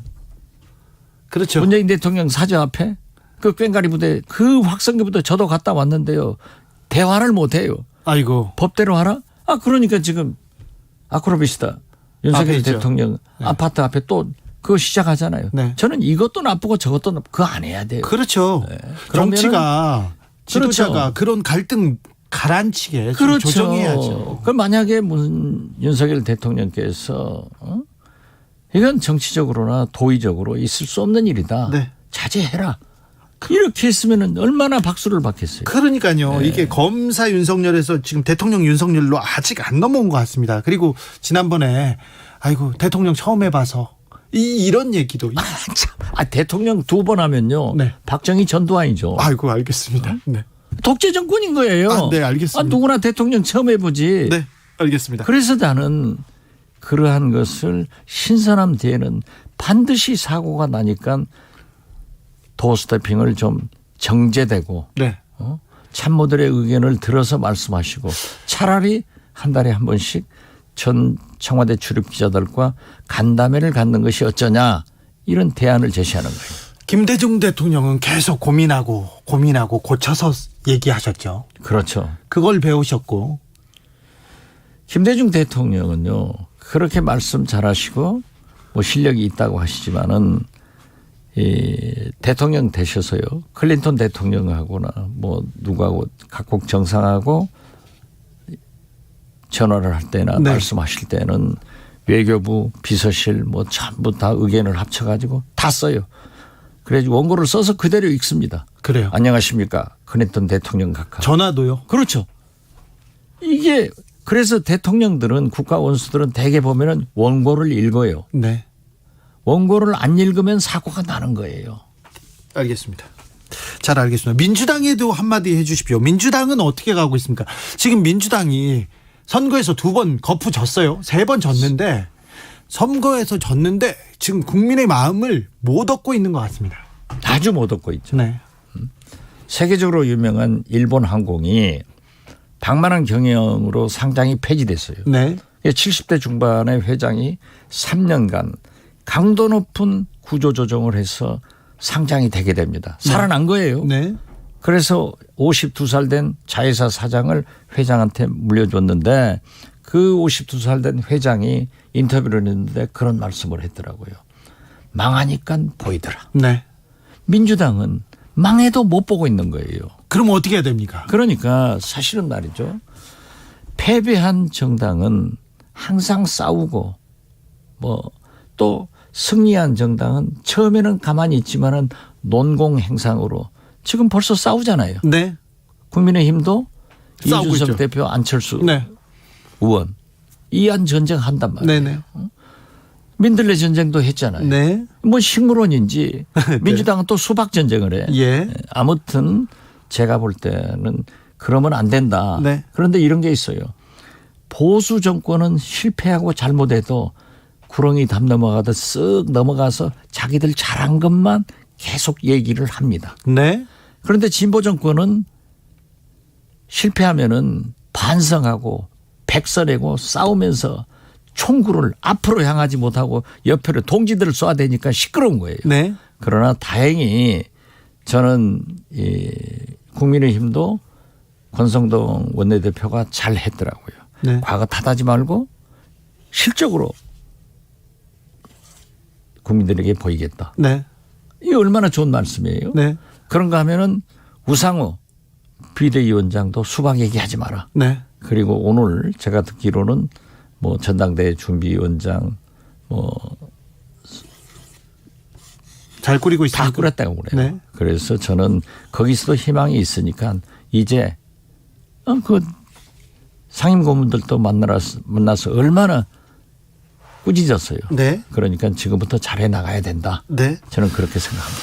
고발 사주 사건의 제보 과정에 배우가 있다. 다 지나간 뭐 검찰하고 똑같아. 아니, 과거만 무혐의 전혀. 무혐의 됐죠. 네, 무혐의 전혀. 무혐의 됐는데 네. 재밌어 공수처가. 네. 주는 무혐의 시키고 네. 종은 뭐 기소 의견으로 검찰에 보냈는데 네. 공수처인지 빵수처인지 모르지만은 네. 따라야지 어때요? 예. 힘없는 백성이. 네. 제가 힘이 없잖아요. 네. 그리고 저는 검찰의 처분을 보는데 네.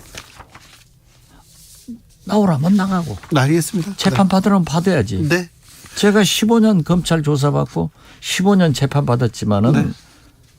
다 살아왔어요. 네. 그건 저 잘못 없다. 네. 이렇게 생각합니다. 알겠습니다. 네. 아무튼 고발 사주 전혀 배우의 의혹이 없다. 여기는 실체 없다고 무혐의 받았습니다. 자, 실장님. 네. 실장님이 돌아왔습니다. 그래서 이 존재감 그리고 이 영향력으로 뭐를 하실까 그렇게 궁금해하는 사람이 많습니다. 대선 출마하십니까? 바이든 대통령하고 저하고 동갑이에요. 네. 42년생인데 네. 대통령 잘 뽑으니까 지난 5월까지는 2살을 내려주더라고요. 아, 그래요? 그런데 제 생일이 이제 6월 달에 지났으니까 이제 1살 내려줬어요. 네. 얼마나 고마운 대통령이에요. 알겠어요. 그런데 바이든 대통령이 재선에 나온다고 하면은 저도 나갑니다. 아, 그렇습니까? 생각하겠습니다. 지금 보세요. 네. 미국 대통령하고 비교하는 것은 참 건방진 얘기지만은 저 하루에 15,000보 못 걸어요, 당신은. 네. 알겠습니다. 더 건강하고. 쌩쌩하고 보세요. 더 건강하고 더 스마트하고. TV 모습을 보고 네. 오늘 이 방송도 아마 유튜브로 나가는 것으로 알고 있는데. 피부도 좋아요. 네.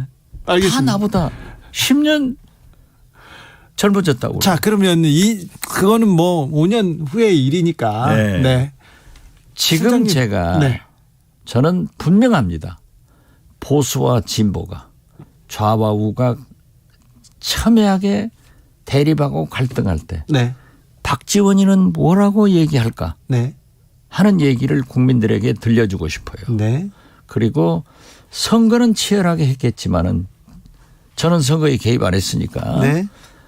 당선된 윤석열 대통령이 성공할 수 있도록 협력할 것은 협력하고 네.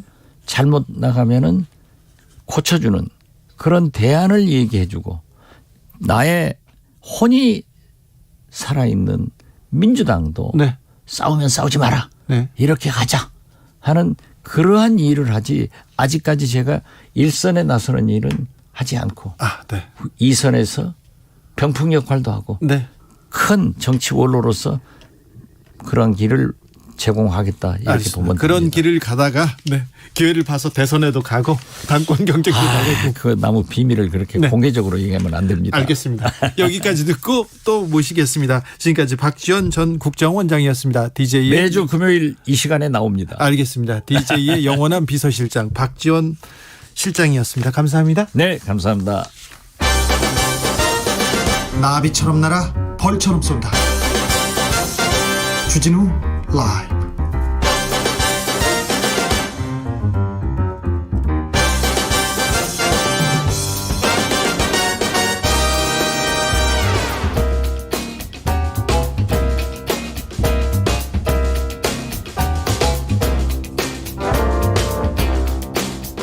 훅 인터뷰 이어가겠습니다. 행정안전부의 경찰국 신설 움직임 여기저기에서 논란의 목소리 들려옵니다. 방금 전 오후 5시부터 경찰청장 주재로 긴급 간부회의도 열리고 있다고 하는데요. 경찰국 신설 논란의 쟁점은 뭔지 짚어보겠습니다. 건국대 경찰학과 이웅혁 교수 모셨습니다. 안녕하세요. 네, 안녕하십니까. 정부가 검경 수사권 조정해서 경찰에 너무 좀 권한이 커졌다, 통제해야 되겠다 이런 얘기를 하면서 행정안전부에 경찰국 신설하겠다 이렇게 얘기 나옵니다. 네, 그렇습니다. 네, 이 말은 어떤 의미고요? 경찰에서는 어떻게 받아들이고 있습니까? 일단 사실 경찰이 정권 초기에 집단적 의사를 이렇게 표현하는 것은 아마 건국 이래 처음이 아닌가. 네, 없었던 일이죠. 네. 상당히 그 정치 권력에 이게 민감한 네. 또 그 살아있는 권력엔 더 이렇게 좀 약한 이런 모습이었는데 네. 이번 그 상황을 그 전국적으로 보게 되면 그 경남 직장협의회에서부터 네. 뭐 부산, 뭐 전남, 뭐 이렇게까지 말이죠. 네. 또 내부망에는 뭐 이를테면 시까지 있었습니다. 침묵이라고 하는 시까지. 네. 왜 그 지휘부들은 이렇게 그 잠자코 있느냐에서부터. 네. 더군다나 그 경호회 역시 성명을 그 발표하고 또 그 1인 시위도 뭐 이를테면 대통령실 그 앞에서까지 이렇게 그 하고 있습니다. 네. 그래서 잠깐 말씀처럼 지금 심상치 않은 뭐 이런 것 때문에 그 전국에 지금 국장들이 모이는 뭐 이런 회의도 그 한 것 같은데 요체는 결국은 지금까지 그 경찰 선배와 어떻게 본다면 그 4.19 정신의 산물이 사실은 이제 그 경찰 중립화라고 보입니다. 네. 4.19의 아들과 4.19의 자산이 사실 경찰 중립화다. 저는 그렇게 생각합니다. 네. 왜냐하면 1960년대에 제2공화국의 헌법 속에 경찰 중립화가 필요하다라고 하는 조항이 들어갔습니다. 75조에. 네. 5조에. 그런데 이것은 이제 헌법적 그 가치인 것이죠. 네. 그런데 그 헌법적 가치가 범줄도 아니고 시행령에 의해서 지금 훼손될 수 있다라고 하는 이런 그 심각성들을 일선 경찰에서 현재 그 느끼기 때문에 네. 바꿔 얘기하면 지금까지 그 역사적 그 질곡상 경찰이 그 자의반 타의반으로 네. 정치의 도구화가 됐던 그런 상황들을 또다시 지금 가능하게 되는 혹시 이 예속화, 정치 권력의 예속화가 아니냐. 네. 이것에 있어서 도저히 이 가만히 있을 수 없다라고 하는 공통적인 마음이 지금 통한 뭐 그런 상황이 아닌가 저렇게 보고 있습니다. 우려가 좀 있군요. 과거에 이승만 정권 때는 경무대라고 했나요? 경무국이라고 했는지 그때 경찰들이 정치에 이렇게 나서가지고 부정선거도 이렇게 하고 그랬죠. 그다음에 박정희 정권 때도 그렇고 전두환 정권 때도 뭐 앞장서 가지고 고문치사 사건도 있고 그랬습니다. 근데 언제부턴가는 경찰은 포도리, 포순이 얘기 나오고 시민의 지팡이였고요. 시민들이 화장실 가고 싶으면 파출소에 들어가서 그 보고요. 일을 보고 그다음에 시민들을 도와주는 사람 이런 얘기가 있어서 정치하고는 좀 멀어진 것처럼 보입니다. 지금은 걱정이 없는데 경찰이 이제 행안부 소속으로 간다.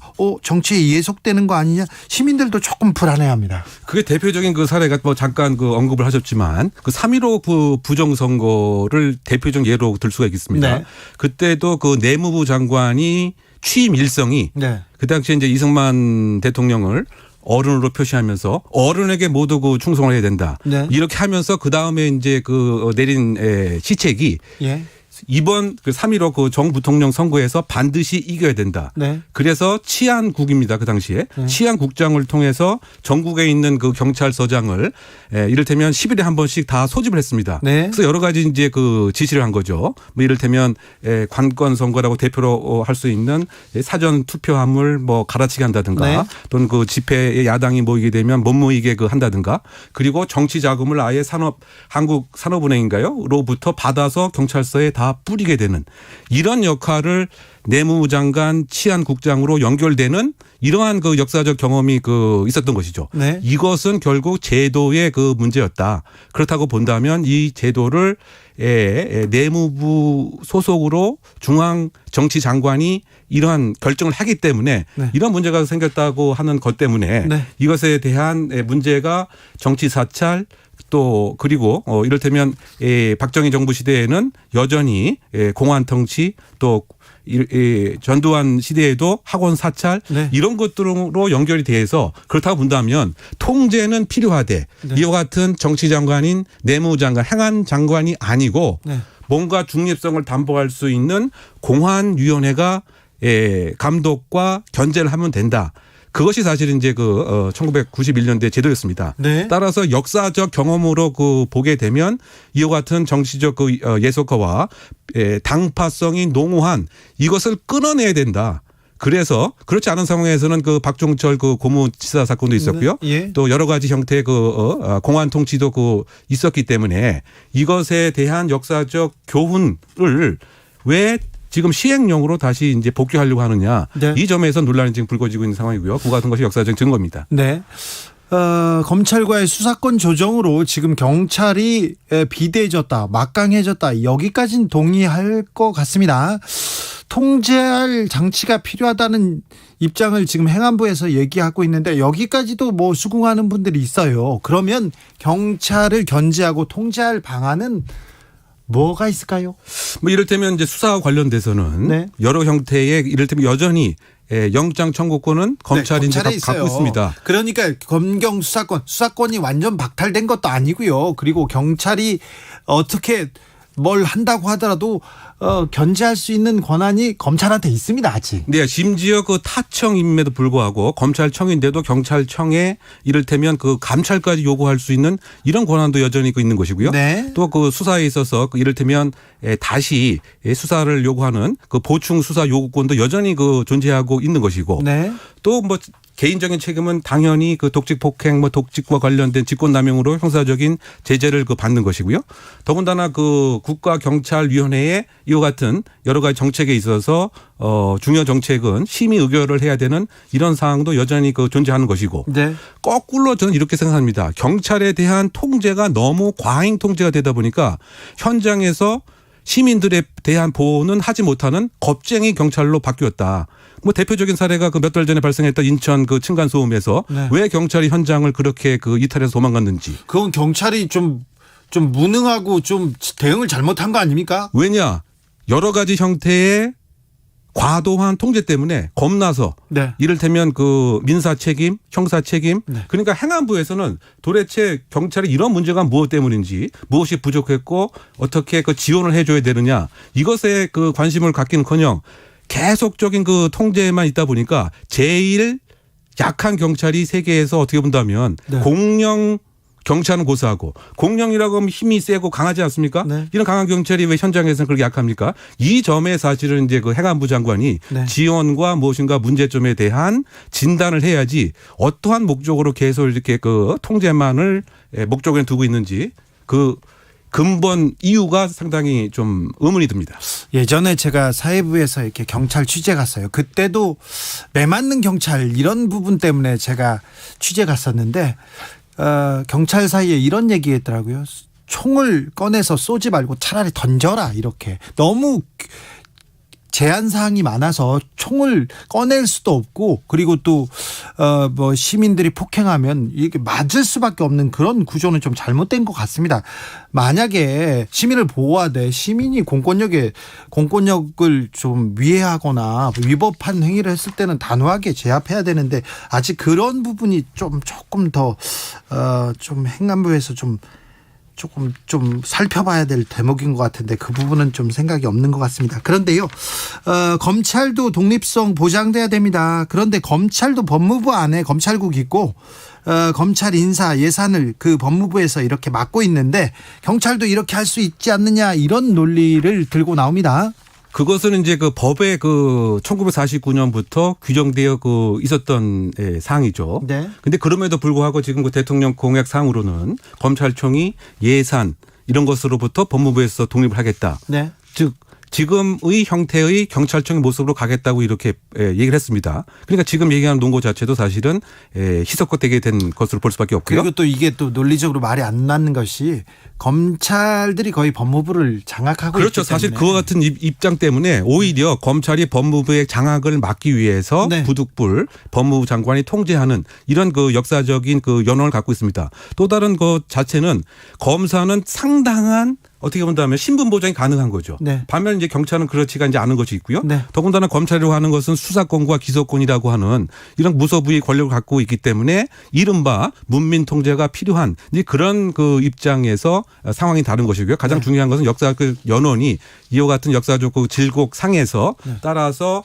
장관이 아니고 중립적인 위원회가 통제하라고 하는 이와 같은 입법적 취지와 연원이 다른 것이기 때문에 네. 그 검찰청법에 검찰국도 있다라고 하는 그 논리를 그대로 적용할 수는 없고 더군다나 적용한다고 해도 지금은 더 이상 그와 같은 것을 하지 않겠다고 하는 것이 지금 정부 입장이기 때문에 네. 그 역시 설득력이 부족하다 생각됩니다. 똑같은 논리라면 그러면 지금 행안부 장관에 경찰 출신 누가 가 있거나 그리고 행안부 직원들을 그 경찰 출신 사람들이 가 있어야 되는데 이건 좀 논리적으로 맞지는 않네요. 그런데요, 경찰국 신설론이 이건 행안부 장관 인사재청권 실질화하고도 맞물려 있습니다. 그래서 최근에 이상민 행안부 장관이 치안정감 승진자들 다 개별 면담하고 경찰청장 누가 될 것인지 또 사전 면접했다. 이 부분에 대해서는 어떻게 봅니까? 그러니까 그것은 이제 관행에도 맞지 않고. 그전에는 그런 일이 없었습니까? 없었죠. 왜냐? 규칙도 없고 법령적인 근거도 없기 때문에. 그래요? 네. 그러다 보니까 지금은 그러면 다른 부서 장관이 불러가지고 경찰 불러가지고 일로 와보세요. 그래가지고 어떤 사람인지 성향이 어떤지 그런 거 지금 체크한 겁니까? 어떻게 본다면 상당히 경찰을 바라보는 시각이 간접적으로 투영된 것은 아닌가. 저는 그런 판단을 합니다. 아주 그 높은 곳에 있기 때문에 내가 다 이거를 따져봐야 되겠다. 그런 것이 아닌가 생각되고 네. 현실적으로는 이른바 그 승진을 하나의 그 매개로 해서 어떻게 본다면 의사에 동의하는 또 조금 더 구체적으로 표현하게 되면 이것을 이른바 경찰국 설치를 제한할 테니까 승진에 적극적으로 무엇인가 암묵적인 네. 이러한 그 비공식적인 계약 관계 예. 또 구체적으로 표현하게 되면 혹시 그 충성을 담보하는 이런 과정의 한 부분이 아니었던가 이제 생각을 됩니다. 네. 그렇지 않고서야 이렇게 그 갑자기 더군다나 여기 승진 대상자가 된 사람들을 만약에 경무관부터 치안총관까지 된다고 본다면 불과 1년 남짓 사이에 초고속 승진을 하게 되는 이런 그 전례이기 때문에 전례가 없는 상황이기 때문에 이것은 그 절차적 공정성에도 그 맞지 않고요. 더군다나 지금 법상으로 그 지금 존재하고 있는 이를테면 총경 이상은 이 경찰청장의 추천을 거쳐서 단지 장관은 네. 임명 재청권만 있을 뿐입니다. 네. 뿐만이 아니고 저는 가장 이제 걱정이 되는 것이 다음 달에 있을 이제 그 경찰청장 인사와 관련해서 네. 이것은 국가경찰위원회가 동의를 해야 되는데 네. 동의를 하지 않은 상태에서 과연 이 행안부 장관이 임명 재청권을 행사할 수 있을 것인지 예. 지금 국가위원회 입장에서는 아마 지금 행안부 장관하고 대척점에 있는 상황이기 때문에 예. 동의를 안 한다고 한다면 어떤 측면에서 경찰청장 부재의 상태가 상당 부분 지속될 수도 있지 않겠느냐. 결국 요약하게 되면 네. 법이 아닌 다른 방식으로 지금 이것을 밀어붙이는 이런 그 폐해가 아닌가 지적해 봅니다. 교수님한테 물어볼 질문 다 끝났는데요. 네. 지금 경찰 주변에서는 누가 차기 경찰청장이 된다고 합니까? 지금 어쨌든 그 6인 중에 그 1인인 것이죠. 네. 그래서 지금 어쨌든 그 치안 정감 중에서 네. 경찰청 차장을 맡고 있는 사람이 아니겠느냐. 네, 경찰청 차장이 청장이 될 거라고 얘기를 하고요. 또 누가 고속 승진을 한다고 벌써 지금 뻔히 다 나와 있어요. 네, 그렇죠. 이렇게 이쪽 라인이기 때문에 이 사람이 승진할 거야. 이 사람이 실세야. 이렇게 하고 또 줄을 선다. 이런 얘기까지 있는데 이건 또 조직의 건강함을 해치는 요인이 되지 않을까요? 네, 하물며 지금 그 경찰위원회가 있음에도 불구하고 이런 일이 지금 생기고 느껴지는데 정말 경찰국이 생긴다고 한다면 네. 결국 충성 경쟁은 더 가속화되고 네. 국민은 중심에 있지 않고 국민을 섬기는 경찰이 아니고 정권을 섬기는 그런 과거의 오남용의 역사가 네. 예상이 된다라고 하는 점에 문제점이 있다고 보입니다. 알겠습니다. 경찰이 국민을 그렇게 잘 섬기지는 못했어요. 그런데 섬기려고 노력했는데 정권을 섬긴다. 이거는 또 좀 안 될 일이죠. 과거의 역사로 가서는 안 될 텐데 경찰은 어디로 갈지 또 짚어보겠습니다. 말씀 잘 들었습니다. 건국대 경찰학과 이웅혁 교수였습니다. 감사합니다. 네, 감사합니다. 교통정보센터 다녀올까요? 임초희 씨. 네, 이 시각 교통정보입니다. 금요일 저녁인 만큼 대부분의 곳에서 정체가 심합니다. 서울 시내 올림픽대로 하남 쪽은 행주대교에서 월드컵대교, 다시 한강대교부터 암사대교까지 정체가 이어지는데요. 잠실대교 부근 1차로엔 고장난 차가 1시간 넘게 멈춰서 있습니다. 경부고속도로 부산 방향은 한남대교에서 서초까지 내내 정체인데요. 한남나들목 부근 하위차로에선 사고 처리 중이라 부근에서 혼잡합니다. 이후 신갈 부근에서 수원까지도 계속해서 밀리고요. 더 가서는 천안휴게소부터 목천, 다시 천안휴게소 부근에서 옥산 분기점까지 밀립니다. 신탄진에서 회덕 부근까지는 교통량이 더 늘어났고요. 남부 지역에선 금호 부근과 동대구 분기점, 양산 그리고 구서에서 각각 짧게 정체입니다. 중부내륙지선 대구 쪽으로는 남대구 부근 4차로에서 승용차 관련 사고가 나서 주의가 필요합니다. 뒤로 2km 구간 밀리기 시작했고요. 남해 일지선 창원 쪽으로는 서마산 부근 1차로에서 사고 사고 처리 중이라 부근에서 사고 여파 받습니다. KBS 교통정보센터에서 임초희였습니다. 정치 피로, 사건 사고로 인한 피로, 고달픈 일상에서 오는 피로. 오늘 시사하셨습니까? 경험해보세요. 들은 날과 안 들은 날의 차이. 여러분의 피로를 날려줄 저녁 한 끼 시사. 추진우 라이브.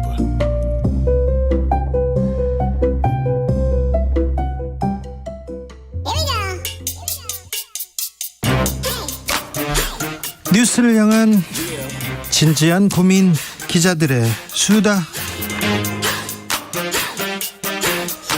라이브 기자실을 찾은 오늘의 기자는 탐구하는 기자입니다. 미디어오늘 정철훈 기자, 어서 오세요. 안녕하세요. 네, 오늘은 어떤 이야기 해볼까요? 예, 지방선거 끝나자마자 이 문재인 정부에서 임명된 이 방송통신위원장 흔들기가 이 조선일보를 통해 시작이 됐습니다. 조선일보가 빵 썼더라고요. 예, 임기가 이제 내년 7월까지 1년 넘게 좀 남아 있는데 지난 9일자에서 조선일보가 이 한상혁 위원장과 전현희 국민권익위원장을 꼽아서 문재인 정부 알박기 주요 인물로 이제 묘사를 합니다.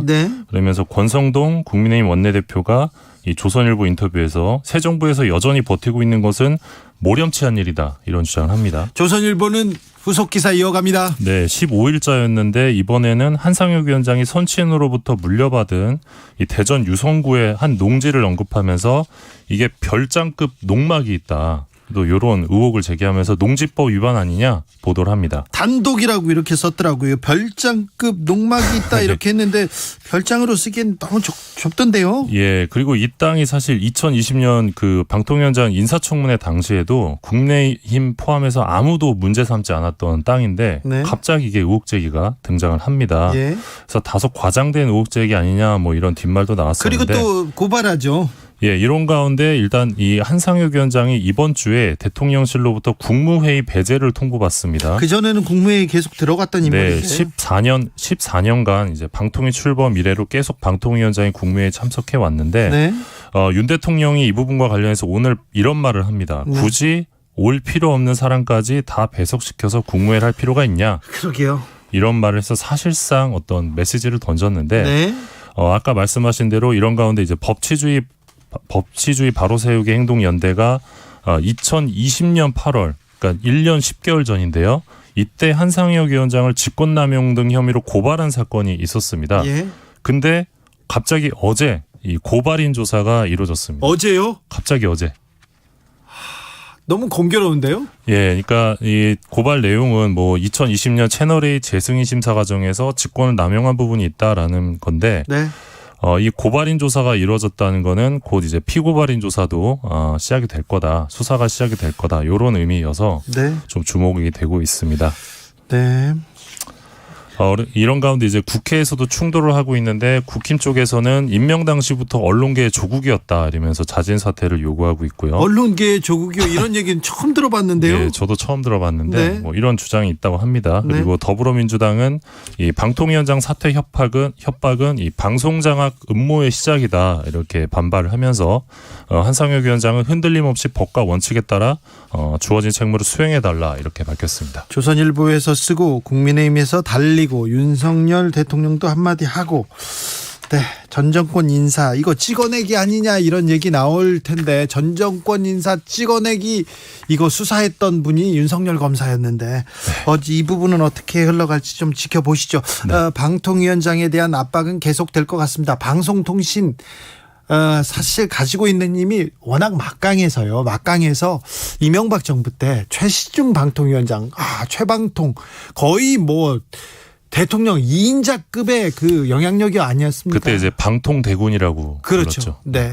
어마어마한 권력이었어요. 그분 만나려고 줄 서 있는 거 어마어마했었어요. 그때 제가 취재 많이 했었는데. 다음으로 만나볼 이야기는요. 네, 영국 옥스퍼드에 이 유명한 연구소가 있습니다. 로이터 저널리즘 연구소인데요. 해마다 이맘때쯤 하나 발표합니다. 네, 디지털 뉴스 리포트 발표를 했는데 전 세계 주요 46개 나라의 미디어용 전반을 분석합니다. 뉴스를 신뢰한다는 응답을 공통적으로 물어봤는데, 신뢰하냐 물어봤는데 대한민국의 경우는 뉴스 신뢰도가 30%로 나타났습니다. 네. 어느 정도예요? 작년보다 일단 2% 낮아졌고요. 예. 46개국 가운데에는 40위입니다. 네. 작년에는 38위였고요. 자, 가장 불신하는 매체는 어디입니까? 불신하는 매체 예상하는 분도 계실 텐데요. 네. TV조선이었습니다. 예상 못했다. 조선일보 예상했다. 이렇게 생각하는 사람도 있는데 조선일보는 몇 위입니까? 조선일보는 지난해 1위였고요. 예. 올해는 TV조선이 1위, 조선일보가 2위입니다. 그리고 3위는요? 그리고 중앙일보가 3위, 동아일보가 4위. 큰 언론사들이 다 지금 윗순위를 이렇게 갔는데요. 네, 그래서 TV조선, 조중동 순위라고 불신도는 보시면 되고요. 예. 그리고 뉴스 신뢰도의 경우 한국의 경우는 이제 그러니까 46개국 평균 뉴스 신뢰도가 42%거든요. 네. 근데 우리나라는 30%밖에 안 되기 때문에 평균에 한참 못 미치고 있어서 이 부분도 좀 주목할 대목입니다. 언론이 신뢰받지 못하고 있다는 것은 언론에 있는 종사하는 분들이 좀 아프게 받아들여야 되는데 그 생각을 별로 안 하는 것 같아요. 맞습니다. 특히 네. 이제 이번 조사에서 좀 흥미로운 대목도 있는데 한국 뉴스 이용자 3명 가운데 2명, 67%는 뉴스를 의도적으로 회피한 경험이 있다 이렇게 답했는데 네. 5년 전에 비해 15%포인트 증가한 수치고요. 이렇게 뉴스를 회피한 이유 가장 많이 꼽은 이유는 이제 뉴스가 신뢰할 수 없거나 편향적이다. 바로 네. 요 이유였습니다. 네.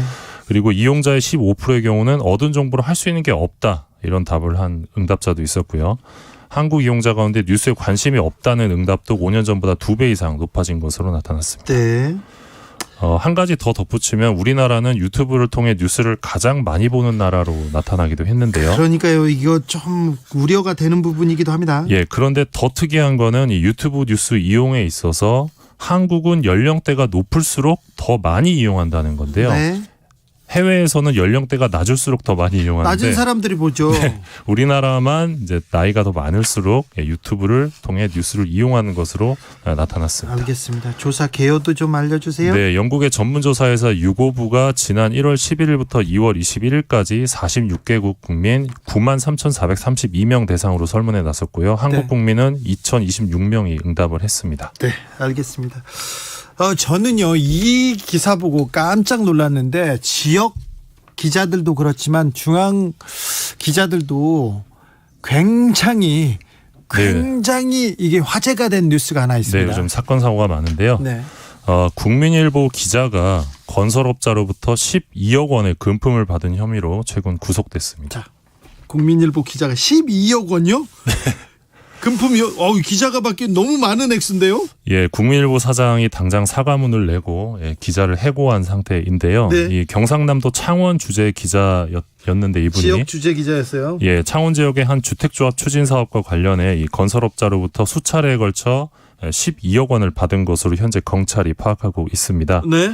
해당 기자는 혐의를 전면 부인하고 있는데 국민일보 사장은 이 사건을 매우 엄중하게 바라보고 있다 이렇게 엄중하게 봐야죠. 근데 대체 이 기자는 뭐 한 겁니까?